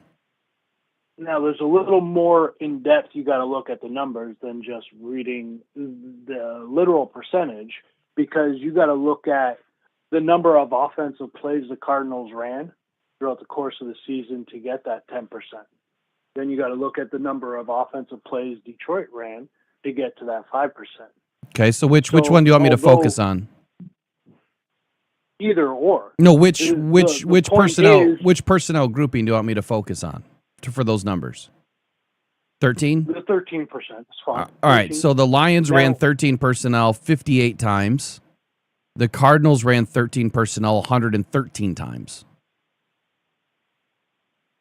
So they doubled this up, just like the stats say. So that's not exactly what I'm saying, though. Over the course of a season, how many total offensive plays did the Arizona Cardinals run altogether? 1,074. To get that 10%. 1,074 is what they ran all year. No, I'm sorry, 1,060. Here, 1,074 is what the Cardinals ran all season. And out of that 1,074, they ran 113 plays in 13 personnel. Right? That's what you're looking for, right? So 1,074 divided by 113 is actually 9.5. So this number is a little off somehow. They actually ran. Then you look at the Detroit Lions total offensive plays. 1,063. How many times they ran in 13, and then they ran 58. So we ran less offensive plays than the Cardinals. We ran, we 11 less. Yes. And we were ranked what, third offensive this year or fifth offensively this year? Running less plays. Postseason. I'm sorry, regular season. I think we were top 5. Here, I'll look real quick. I think we were fifth because everyone was arguing, why are we firing Johnny Morton when we have a top 5 offense? Our offense wasn't the problem. That dude is oil and water. That our offense was the problem because we couldn't maintain control of the ball throughout the course of the game. Let's see. So the end of the year stats for at least regular season, Lions were 5th. If you go by yardage, which I don't know why Fox Sports does that, but 373.2 yards per game on average. The Lions put up 57 TDs, which would probably put them in the top, let's see, 1, 2, 3, 4. Top 5 probably there as well. Passing offense, Lions were 3rd at 253 per game. Rushing offense, this is where the Lions fell back. We were a number 1 rushing league. We fell all the way back to 14. That's what this Drew Petzing offense is going to bring in. I don't know did you listen to my video last night, by the way, when I broke all this down? I watched part of it. No, unfortunately, I was in bed with my wife. My apologies. So no, you're good. The reason why is because there was some things that I pointed to that I think will open up a lot of people's eyes and ears to what I think the Lions are trying to do. But let me just give you the Cliff Notes version. Let me see if I still have my notes. The reason why I call in generally is because I love the content and the things that you put down. Of course. Okay. Yeah. The general broad of it. Okay. And although we may disagree on a few different things, the one thing that we can agree on is maintaining the continuity and chemistry of this roster. Absolutely. That wasn't built.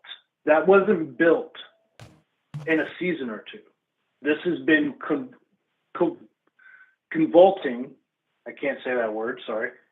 Cultivating. There we go. Had to think about it. For the last 5 years. It's like a plant. You plant the seed, you spread the fertilizer, you water it, you watch it grow, you keep watering it, keep nurturing it, you trim your bushes, and you're going to get this product that we have on the field. Johnny Morton was poisonous to the product, and you can see that on David Montgomery's face every time the camera looked at him. Yeah. He hated not being on the field. He hated only coming in for relatively passing situations where he was only a pass blocker. That's not what we brought him to Detroit to do. You could see the envy in JMO's face for the first 5 weeks where he was getting 1 or 2 targets a game, not necessarily catches, but targets a game. And yes, I do recall you going over those stats, but I just don't recall them offhand. Versus St. Brown getting 10 targets a game. I understand the production and skill level between the two. You're going to trust the ball going to St. Brown more so than to JMO because JMO's not there yet. But we haven't even scratched the surface of JMO's potential. And yeah. I think last season there was a huge hiccup in his development just because of the room available on the field to him to kind of let his feet do the work. So I will, and Hold on. Let me get this in because I think you're making a very, very, very, very valid point here. J-Mo took a step back this year, exactly to your point. When you have a guy like Johnny Morton that comes in and disrupts everything, and you got a guy like David Montgomery that's not happy. So these guys are talking about it. They're in a chat room together. They're pissed off about everything. Targets aren't, maybe they're not diversified enough in the target share. And then you have a lot of communication errors. So you got players that are making plays. Then all of a sudden it's coming back for illegal formation often. And yeah, that tends to infect the locker room more than anything else, is that the disconnect between the offensive scheme and the type of playmakers that you have and what they're asked to do.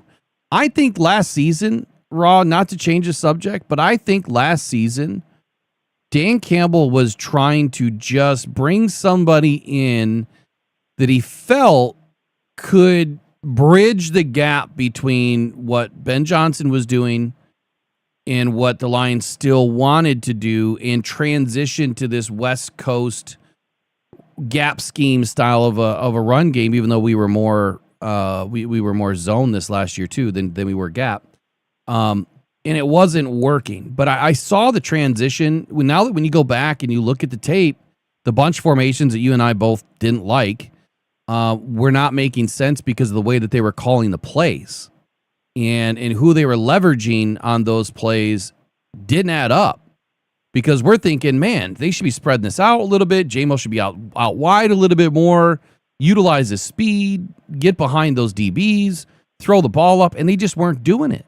We weren't going downfield, getting those explosives through the air as much as it felt like we did the season before. But you could already see the bridge being gapped to get into what Petzing is bringing. Now I see the vision. I get it. I understand it. Now, how does it marry up to your roster? And I think we have the roster to do it, especially with the offensive line. If a couple of guys are gone, like Decker and Glasgow, we have the receiver crew to do it. We have the running backs to do it. The question is, and I want to go back to what you just mentioned, is J-Mo still developing, haven't scratched the surface. The dude's entering his 5th year. When are we going to stop scratching? That's my biggest question. I think with him particularly, the tunnel for him and developing is almost kind of endless. And you can say, yeah, that's the same for every player, but no, not every player, because not every player or not every wide receiver has a 6'2" frame. Not every wide receiver has 200 pounds and can run a sub 2.5. And I say sub 2.5 because I think that's the slowest he can run. I actually think he's sub 2. Sub 2.5. What are we talking about? 40? Yeah. You mean 4? You mean he could run a 4.2? 4.2. 4.2. I think he runs a sub 4.2. No way. But I think the slowest he is a sub 4.25. Yeah, I don't think J-Mo's Like sniffing a 4.2. In high school, he ran the 100-meter dash at 10.53 seconds in high school. So J-Mo, so here's the 7 thing. years ago. Yeah, here's the thing with J-Mo though. You came back from a major leg injury. That's going to shave a little bit of time off, and then you have to look at what his body is built at. If you look at him, he has longer legs in the upper body than, it goes into where a normal torso would be. His legs and his hips are higher on his body. He's more of that gazelle runner. Jahmyr Gibbs is faster than J-Mo from 0 to 40. From 40 to 60. I don't think so. Oh, he is. From 40 to 60, that is where J-Mo takes off. He gets faster as he gets longer. He is not as fast as Jahmyr Gibbs out the gate. 100%. I even St. Brown brought this up when he had Devin A-Chain on his podcast, and he was talking to him about running back speed and wide receiver speed, and he asked him point blank, who's the fastest running back in the NFL? And of course, A-Chain said himself. And then he was like, well, what about Gibbs? He's like, Gibbs is quick, but I'll take him at the end of it. And he's like, okay, so are you faster than all the wide receivers? Like, you're the fastest player? And he's like, Tyreek Hill's pretty quick. And then St. Brown proposed the question, you think Tyreek Hill's faster than J-Mo? And he's like, I don't know, I'm not going to touch that. Okay, so here's the problem with it though, because I've heard St. Brown say exactly what I just said, that Gibbs will beat him short, J-Mo will take him long. Same thing for Tyreek Hill. He's 5'7". Gibbs would beat him in a 20-yard shuttle. I don't think he takes him at a 40. I think after 20 yards, that's where J-Mo closes the distance. I don't think so. Same for Tyreek Hill. Tyreek Hill and Gibbs are going to be in that same parallel. They're going to beat you out the gate. If you got longer legs and you're gaining more speed as you get going, that is where J-Mo takes it. Hands down, J-Mo's going to be faster, longer. You're not going to touch him. But Gibbs has never been caught from behind by anybody. I think Gibbs is just as fast. But we're way off track anyway. I could care less about these guys' speed. Here's what I want to throw at you. Here's what I'll throw at you is the Arizona Cardinals roster. Okay, the number 2 on the roster is Dortch, 5'7", 180 pounds. Shaheed is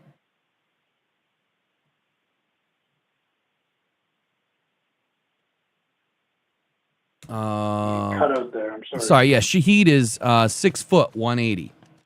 So you could replace Dortch with Shaheed, even though he's a little bit taller, a little bit leaner. Zay Jones, 6'2", 200.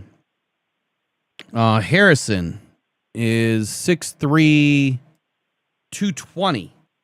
That's the guy we're missing. We're missing a guy like Harrison that has a big body potential, long arms, good speed. You could say it's Tesla that matches that frame, but I'm trying to match up their roster when they're healthy to our roster. How can the Lions maximize the scheme with the players that we have now? I don't think that Arizona had the right roster at the end because everyone was injured. But if we look, I think that there is a spot for a guy that is a little bit smaller and extremely quick. And that's where your Dortch comes into play. And I think that's where a Shaheed comes into the play.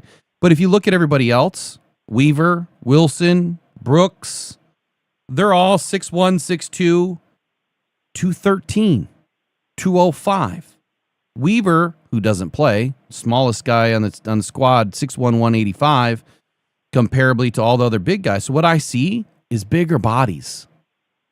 I see bigger bodies. We already have those options on the team, though. We don't. We have Lovett. We have Meeks. We have Tesla. We got Tom Kennedy. Tom Kennedy is a smaller frame. He's not a speedster, but his route running is technically sound. That's why he was getting open on the field where St. Brown wasn't. Tom Kennedy, but Tom Kennedy hasn't made a roster in forever. And the reason why is his speed. He is not the fastest wide receiver. He's probably the slowest wide receiver on the team. J-Mo's 6'1", 180, 185. That's what they say. No, I'm sorry. He's 6'1", 182. When I look again at Shaheed, 6 foot 180, you're talking a mirror image. A mirror image. J-Mo's got him by 1 inch. The other equation that we haven't even discussed is run block. We know J-Mo loves the run block. Yeah, but he was getting pushed around. A running back to go down the field to throw a block. Got to remember, it's not about me wanting J-Mo gone. It's not what this is about. It's about if you had to make a decision to save cap and to add draft picks to make your team better, could you or would you ever entertain trading J-Mo to Arizona, right, and bringing in Trey McBride? I would, because Trey McBride fits the 13 personnel. He's a massive target. Sign Kyle Pitts. You could sign Kyle Pitts, but I'm looking from a trade perspective because Arizona's going to have a new OC, new everything, and they may not want to do anything other than spread. Well, in the spread system, yeah, Trey McBride can still work in that. But what if they need to save money in cap? Maybe they want to walk away from a guy that is making all this money, and the Lions need him. And the Lions are willing to give you a gazelle like JMO. I think a lot of people would entertain that. And again, I just don't want to see the Lions. So I push the envelope. You know that, Raw, but everyone seems to push the envelope on the defensive side of the football. And for me, it's more so, how can I get better everywhere? And last year it was trading Kirby. Nobody loved that idea. But now look where we are. Kirby is stuck. No, I was right on board with the trading Kirby thing as soon as that season ended. And so Before here we even entered free agency or fifth-year extension or re-sign, I was like, we need to trade Kirby Joseph right now. You got to max. The maximize. market's never going to be higher. Exactly. We were aligned right there. Is JMO's market value right now is probably not going to get much better until he has a 1,500 yard season. And I just don't see that happening in Detroit. What I do see is a guy like Amon-Ra St. Brown, who, I mean, is he still scratching the surface, or is he as good as he's ever going to be? I think St. Brown is. He's topped out. I think this is what he is. However, I think we need to spread the ball around a little bit more, become less predictable, and when we do that, his numbers are going to dip. Like, why are we throwing to one player on every single third down attempt? Yeah. That makes no sense to me. You know why? Why? I'll take a guess. It's not because they're not unreliable, because JMO's made some tough catches. JMO's taken some big hits. JMO's out-muscled linebackers. I don't know, dude. He told us he's got to get stronger. He was getting pushed around. Absolutely. And I want to see him get stronger. Motion only goes so far. Honestly, Raw, I'd love to see JMO not have to block, or he is blocking downfield. Great. I'd rather see him not have to go over the middle against linebackers and get him out wide and get him on the deeper crossers.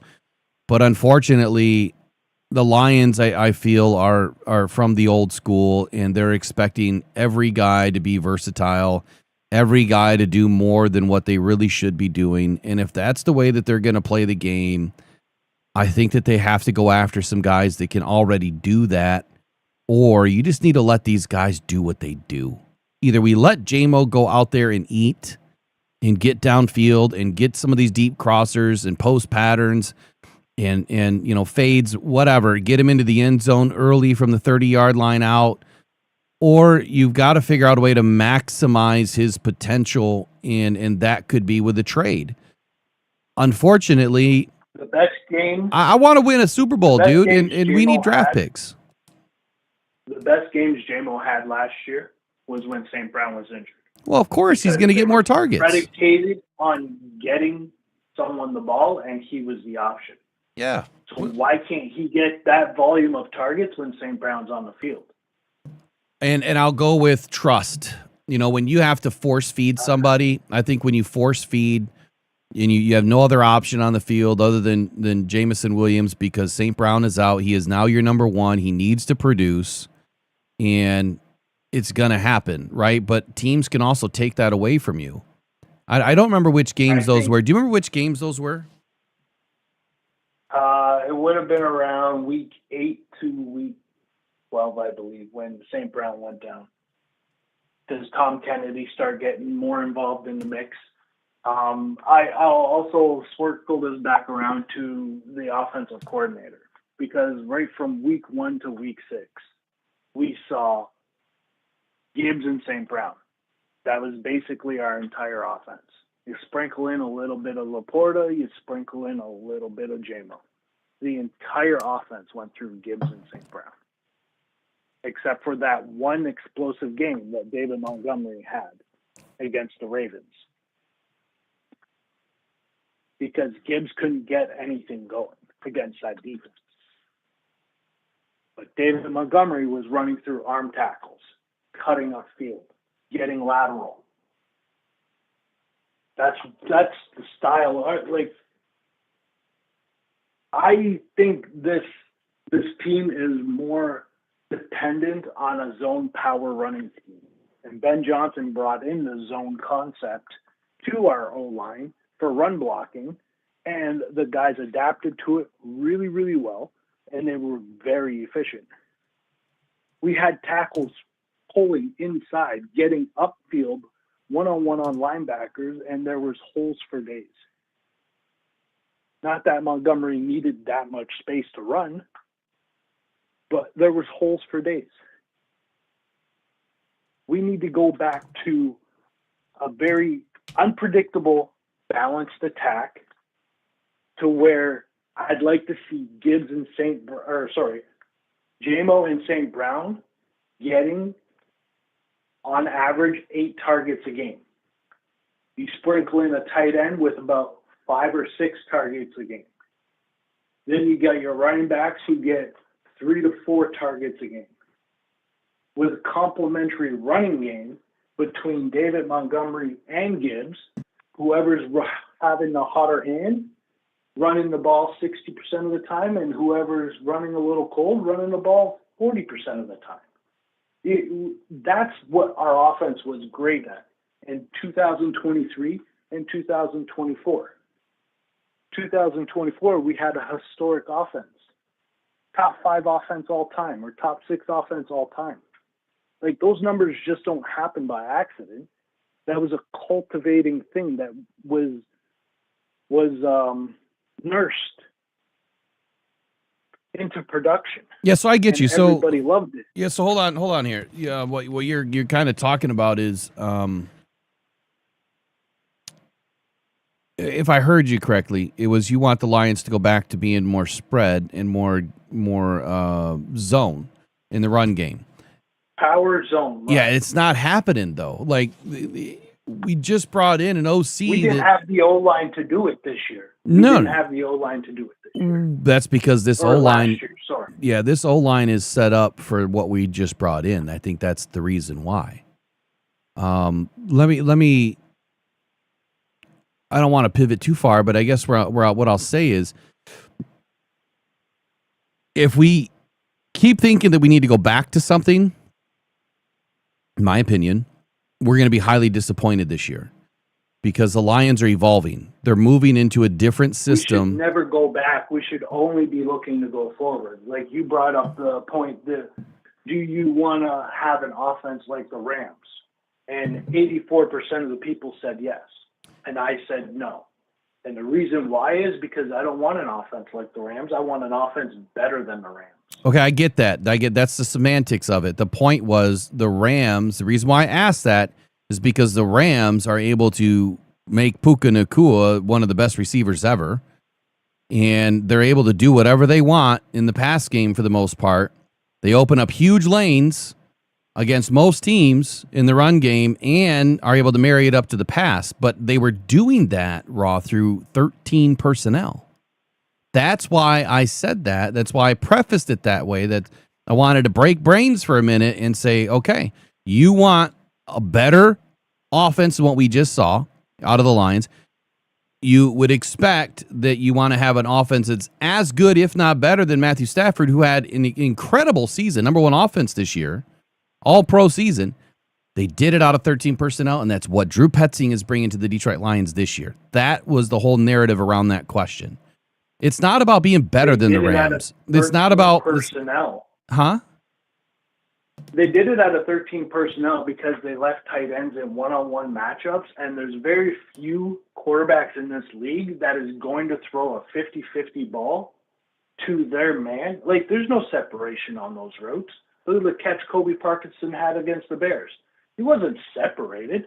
It was just a pinpoint throw to basically only where Parkinson can catch the ball. And can Jared Goff do that or no? Shoulder.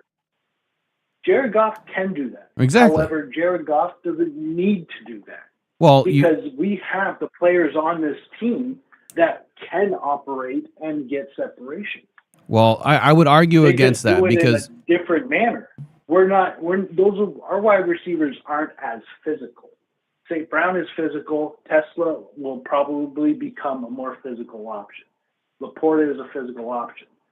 Jamo's not a physical option. He's a finesse option. And once he gets those feet going, he's damn near impossible to stop unless you put hands on him. Well, after 5 yards down the field, you are no longer allowed to put hands on him. So therefore, let's get into that comfort area, and we're going to start exposing defenses. We let our offensive line play physical. That's our grit. Well, the offensive line will fit what we're doing now because these guys are more suited towards the gap style of game up front. That is where here. Let me go to my article that I wrote so I can give you some actual facts because I can't remember everything. But there's 2 articles here. You have the Petzing playbook that the Lions run game unleashes Penei Sewell. Okay, that's number 1. And then you have the West Coast offense redefined in Detroit. And then you also have offensive coordinator Drew Petzing. Now this makes perfect sense. Let me go to West Coast offense redefined in Detroit. What I wrote in here identifies exactly what the Lions are going to be doing, what they have been doing, and why this is built for this team. This is the wrong article. Hold on. It is not that one. Not West Coast offense redefined. It is. This makes perfect sense. Okay. When you look at what the Lions are able to do and what they have been doing, what they will do, they want a violent run game. They're going to have heavy tight end usage, which we did use when Sam Laporta was in the game. Complex blocking schemes, ruthless efficiency off play action, which, again, we do play action more than anybody else, and then chaos and confusion for opposing defenses. So when you marry up the violence of the gap game to the West Coast offense, which is what the Lions started to run this last season, you're going to use heavy personnel identity, right? In Arizona, Petzing was famous for the usage of 12 and 13. This aligns perfectly with the Lions roster that invested heavily into the offensive line depth and tight ends, which we will get more tight ends, I think, this year. The early prediction for me is I expected the Lions to draft the next left tackle and tight end of the future in 2026.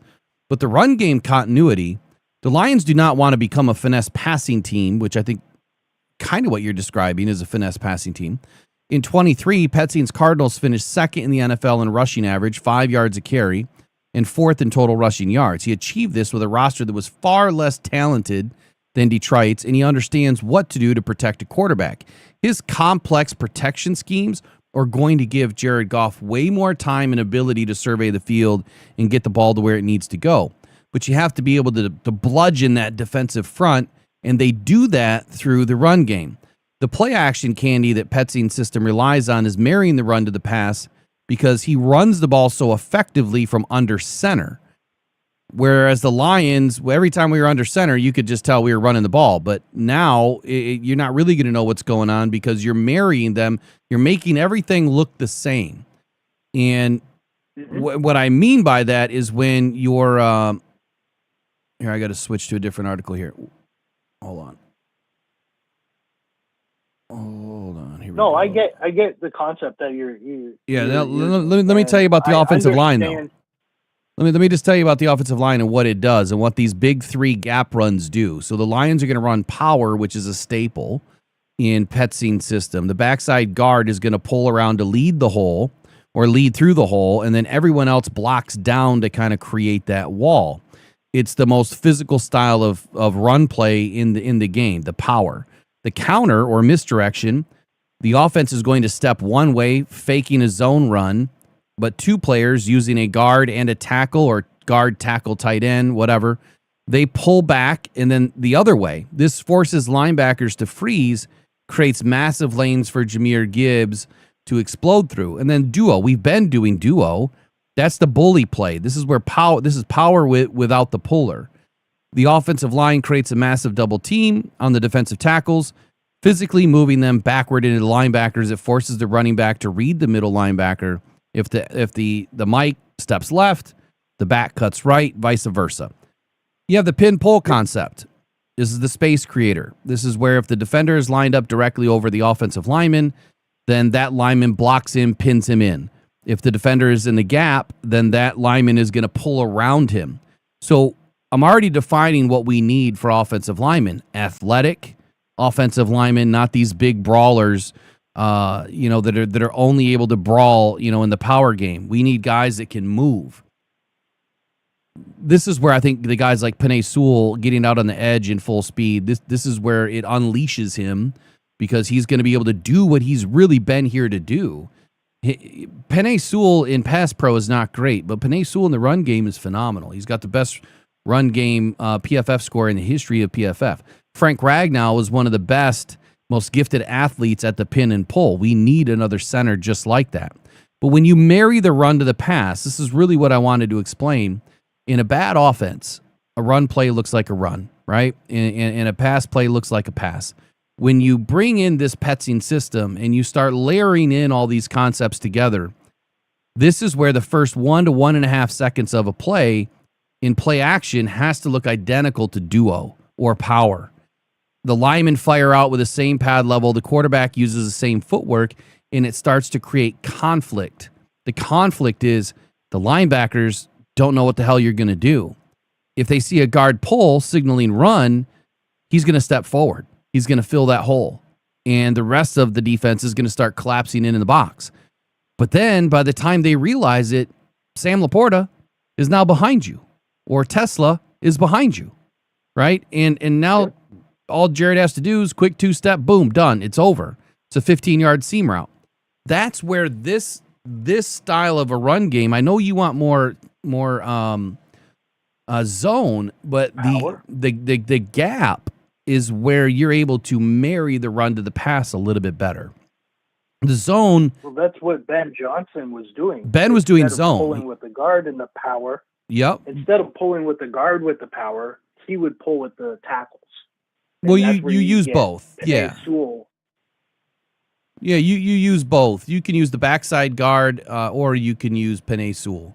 The Penei Sewell play, I believe that is more of the counter misdirection where you're pulling Sewell. But I know what you're saying. You can use both, and I think that we will use both. I think that we will zone blend a little bit. But the big thing that I want to share is if you want total zone, then that didn't work for us this year. No, I don't want total zone, but that didn't work for us because we were in these tight and condensed formations. But that stays the same though. You allow those safeties to run downhill immediately because they're not worried about anything going outside. No. Hold on. Safeties are coming up and they're filling holes that the linebackers should be filling, and the linebackers don't have to fill those. Because they have support. I don't think so. So when you are running Big 13 concept, what are defenses going to do? They're going to bring in their bigger players. They're going to bring in more defensive linemen, which means you're going to end up losing a corner or a safety, or you're going to lose a linebacker. So if you bring in your big defensive lineman, now you're lining up with 13 personnel, 3 tight ends, going up, you're bigger, faster, stronger than these linebackers, hopefully, at least faster. And your tight ends can then get behind these guys. But when you marry that run to the pass and 13 personnel, it's going to look like a run. Please come crashing down. Because when Jared Goff takes 2 steps back and he fires that ball over top of you, which is exactly what Ben had him doing, it just looked different. That is where those seam routes now to, Laporta or Pitts or whoever we bring in, that's what's going to get behind these linebackers, and that's where we are going to have the success. I don't think that these guys are going to be crashing in at all, and if they do, let them, because we want it to look like a run, come fill the box. Because if you're doing that and a pass looks like a run and a run looks like a pass, they're all sorts of conflicted and confused. Chaos. It's absolute chaos. But the biggest reason for me, Raw, why I love this scheme and I think that it's going to work great is our offensive line. Tate Ratledge, he was a gap scheme native in Georgia. That's what they ran. Christian Mahogany at Boston. They ran a lot of gap runs, and they also did a lot of power O. So he could be a puller. Frazier. I don't think he's as athletic enough right now, but we'll see. But he can definitely do some of the short pulls. I think he'll be the backup at the left guard position. And then you have Giovanni Manu, which 6'7", 352 One runs. of my favorite players on the Lions. Yeah, he runs a sub 4.9 speed. You now exchange him for Dan Skipper. He's bigger, stronger, faster than Dan Skipper. He's not taller, but he's bigger, faster, stronger than Dan Skipper. We don't know if he can catch, but neither could Dan Skipper. I have a feeling that Manu's way more athletic. He may be able to catch a pass or two. But now you have these 4 guys that actually fit the scheme and actually fit the gap scheme versus the zone scheme a lot better. And when you add in an athletic center and an athletic left tackle, it totally changes what the Lions are going to do. Now, I've spoke all day. You take it away. I think maybe some of my statements were misconstrued. So what I was saying last year, the zone scheme didn't work, is because we were running too much Titan bunch formations. And when you're doing that, you're allowing the safeties to creep in, but you're allowing the linebackers to play off a little. And if the linebackers can't fill a gap, you got the safety right beside them, basically, to fill that gap. So there was really nowhere to kind of pivot and create forward momentum last season just because of all the condensed formations we were running.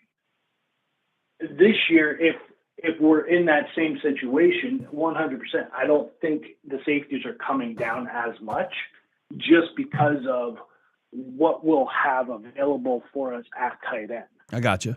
Like, I'm not telling you to go back and watch film again, but if you watch what Green Bay did to us and what Minnesota did to us, particularly those 2 teams, those safeties were right off the snap. They were taking 2, 3, sometimes 4 yards inward to come down before they even worried about anything behind them, because their primary focus was to turn us one-dimensional, make us reliant on passing in second and third and long situations.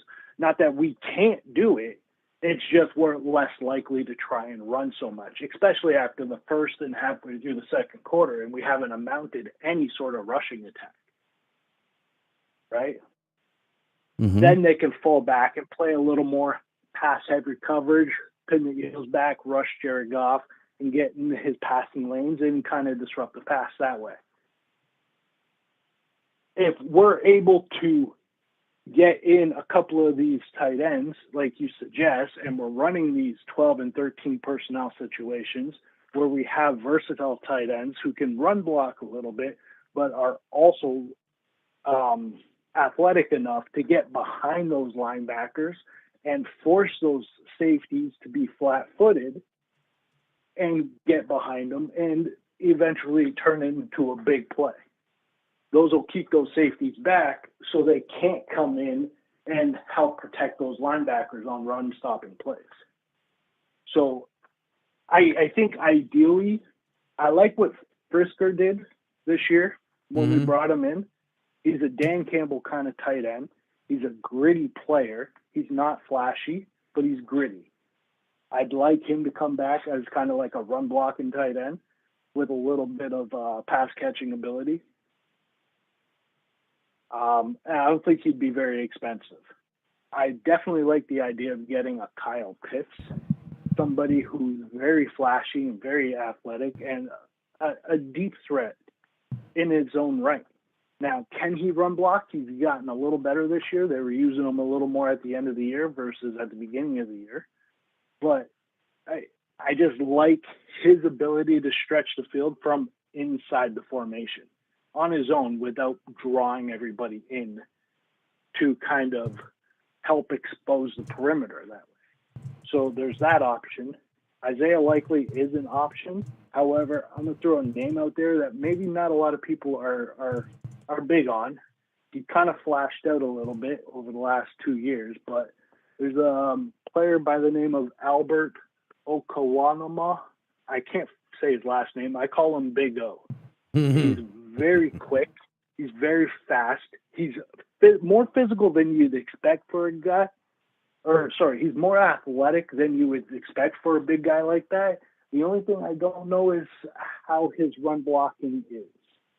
He flashed on the league for about 2 years, and then he kind of went away. I think he'd be low-key a very good prospect to bring in. You also got the ex-tight end from Carolina, Trimble. He's a very physical tight end. He's not very fast, but he's a little athletic. So there's another option there. I think bringing in a second pass catching option would be very vital to this team as far as a tight end perspective. But again, we've been riddled with injuries. Sam Laporta, who knows when he's coming back? That's why I said in the chat, I think we need to bring in 3, possibly 4 tight ends. I do like Shane Filchra and Brock Wright, but again, injuries. Where are we going with those? I don't know. Yeah, I hear you. So you know what I love? The playmakers we have. I don't want to lose the playmakers we have to bring in additional playmakers that we can get. Well, I would say this. Is basically my point. I think that they still have to fit the scheme, and I'll go back to the one thing that you said is you don't bring in an offensive coordinator to change everything, and I don't think that that's what Petzing is doing.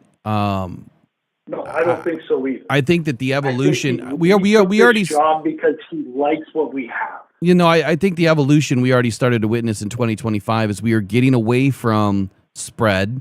We were going more to condensed. Now, I like condensed formations when you are going up against a certain style of a defense. When you are running more of a zone style of a defense, that's when those condensed formations work the best because they're bringing in single high safety. The Lions run a lot of single high safety, and you watch how teams pick us apart over the middle of the field because we're running single high safety, or they stretch us, out wide and they get somebody deep. And that's what I really like about this scheme is you're forcing teams to go to single high safety to bring more guys down in the box because they have to, because that's where we are. We're tight to the line.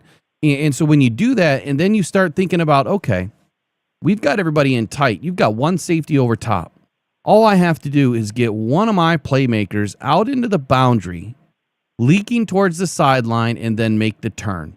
This is where Jamison Williams should be able to explode, is that if he is in tight and he's taking that route north, he cuts up to the right, and then he twists and goes north again.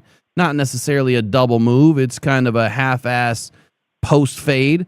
Like a crow. Yeah, it's like a crow route. So if he does that, it's like then a fake post inside and then you cut outside. Yeah, it's a post fade is what I call it. And I'll have to look at the route tree. It's changed a little bit. So the idea with that is now you're taking your speed and you're beating these guys when they're all in tight.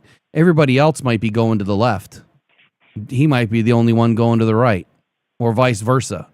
That is where I love this scheme a lot. But we saw the evolution already. The Lions were already going to this because they don't want to do what Ben Johnson is doing. Even though Morton came out and said, "Hey, we're not going to change a whole lot. We're still going to be explosive, and we're not going to change a ton." And then everything disappeared.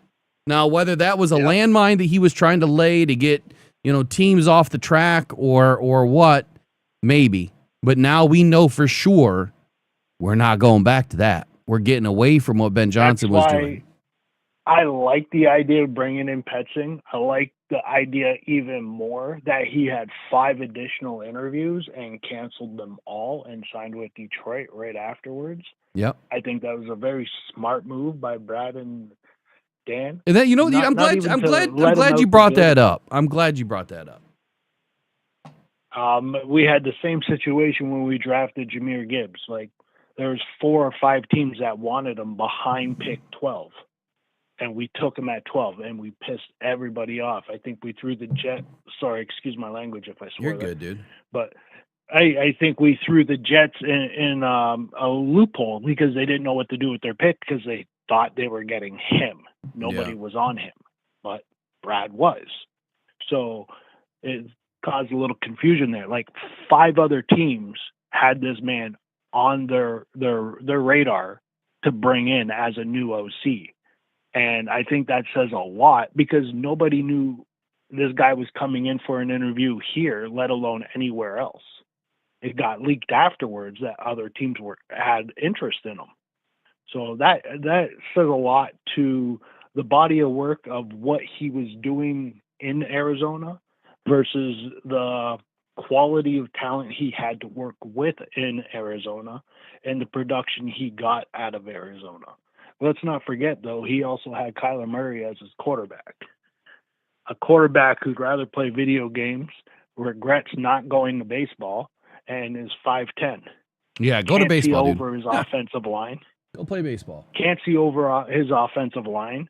Has to take a 5 to 7, sometimes 8-step drop back, scramble, because he can't see how the plays and routes are developing downfield versus the coverage he's even looking at on the field.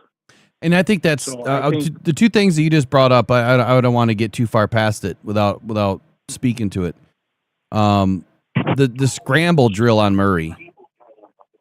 The scramble drill on Murray is exactly what Petzing had to do to get him to see downfield. If he didn't utilize it, there was no way he was going to be able to make the passes that were required in that scheme. He was using a scheme, and again, you have to blame the head coach, you have to blame the GM. You brought in a guy to run a scheme, but you didn't give him the players that he needed. Not only that, but you have a mobile quarterback who's not exactly reliable for his accuracy. Mm-hmm. Going to a system where a quarterback is 6'5" and is one of the most prolific, accurate quarterbacks in the league. Like, Jared Goff's not just about throwing to a spot, right? He's about putting a ball in a location to create the most yak yardage upon catch, upon the reception. That's what he does better than any other quarterback in the league. The Lions are, I believe, number 1 in yak this year, and we weren't even that explosive as an offense. So I don't see this being a failure. I think he's going to be our OC, I think, for the next 3 years. I would hope so. And I would say at least 3 years we're going to get out of him.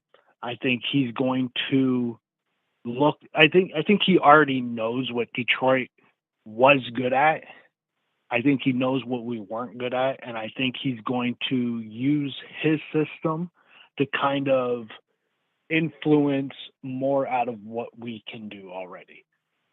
I'd like to see Dan Campbell call plays for the first 6 weeks. I'd like to see the style of game plan that he puts together and how it differed from last year, what we were seeing on the field. And if things are rolling and going well, I see no issue with Dan Campbell just dropping a play calling off on his feet and say, here you go. I think we're in good hands and just let it go. Two things. To start the season, I'd like to see Dan Campbell continue calling plays just to continue with the continuity and chemistry with the roster. Just letting this guy. I don't want to see another mistake like last year. Where I don't want to see that either. I don't want to see that, but I think that there was more involved with just Morton. I think he was a big problem, but I think that there was a lot more issues in that locker room. But two things I got to run. Number one, you mentioned Petzing having 5 more interviews that he canceled, and I kept hearing this BS narrative, whether it was on social media or reading it or whatever, that, okay, we're talking about wanting to have a guy that sticks around and breeding continuity. And I heard someone say, well, if he was a head coaching, hot buzzword in 2024, I think was the year, Petzing was getting some head coaching opportunities and potentially, I think he did a few interviews. I don't remember if he did or if he didn't, but the narrative is, why would we want to bring him in if he's this good? Why didn't Ben Johnson bring him to his staff when he went to Chicago? Why didn't Kingsbury, whoever else, bring him to his staff this year, if he was that good? Well, and then why would the Lions bring him in if we're possibly going to lose him?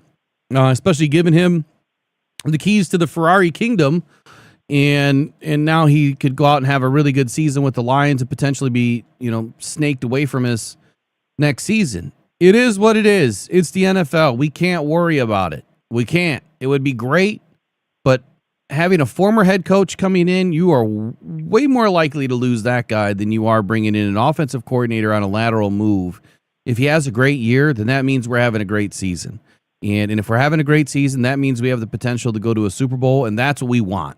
I would give all of these guys up in 2027 if we bring a Lombardi home in 2026. Well, it'd be 27 by the time we bring it home. But anyway, so that was a good point because he had all these other interviews, which means he wasn't just some no-name guy.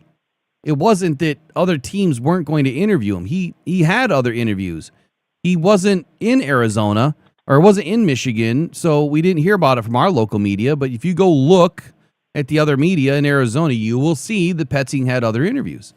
And then there was another point that you just brought up, but now I forget what the hell it was. Before I jump off, do me a quick favor in the chat. If there's videos that you want me to start focusing on for free agency and for the draft, please get them into the chat or please start emailing me at mailbag@rockdown.com and let me know who it is that you want me to start working up because I try to get to those first. We'll be going to members only pod this season. So there's going to be an evening pod that will be members only. So if you want to join and become a member, all you have to do is get in the basic membership level so that you can be a part of some of the draft work that we're going to do. But anyway, Rob, appreciate you calling in today. Obviously, there's a lot of things we agree on. I think that we see things similarly, but at the same time, hanging on to players for me is tough because, here's the other point. It's hilarious to me when I point out the names that nobody wants to give up and make these big moves for players that could move the needle, right? But yet when everyone else brings up the edge rusher, I'm the idiot that doesn't want it. I could talk about our Isn't that crazy? for a whole nother hour. Isn't that crazy though? Talk about our defense for a whole nother hour because everybody keeps talking, oh, we're a base 4 defense, oh, we're a base nickel, and people don't even realize we're not. We don't actually have a base. We're a hybrid defense. Yeah. We will run what looks like a nickel, but we have 3 DTs and an edge rusher out there with 2 linebackers and a safety. That's our box. And there's absolutely nothing wrong with that. In fact, that's an extremely effective defense at stopping a lot of different things that an offense can do to you in that situation. Yeah. So we don't have a base type defense. If you had to label it, yeah, it's a 4-3. But I don't consider us a 4-3. I consider it a nickel hybrid with Brian Branch and our DTs and what they're capable of. I will say the 2 FAs I'd like to get on this roster would be Quay Walker and Kyle Pitts. I think Quay Walker had too much pressure on him in Green Bay. I think he could come in and supplement what Alex Anzalone did for us. Jack Campbell can take some pressure off of him. They can work together. That would be our speed linebacker, and he would be incredible with Jack Campbell. He plays with a lot of effort, a lot of emotion, a very high motor. I'll dig into that one. So I'm going to put Quay Walker, Kyle Pitts on the list. I've got film on the AZ center. Well, we're going to add McBride. I'll laugh when I see someone steal this and try to do these before I do. All right, buddy. You have a good day, man. Appreciate it. And I'll be back at it. Look at the post section, the community section. I'm going to put some notes in there for members and non-members to know when we're going to start doing some of these member pods. They'll probably be an hour or less. Film breakdown. If I do film breakdown, I'm going to have to put it on Detroit Football Journal for you to see it. So just know that that's where it's going to be. All right, y'all. You have a good day. Raw, you have a good day. We'll catch you guys tomorrow morning on the Rise of Grind Morning Show. Take care, All buddy. right, sir. You too. Thank you We'll see you. for your time. Yeah, always. Rock on, Appreciate Detroit you. Lions, the only syndicate for real fans. All right.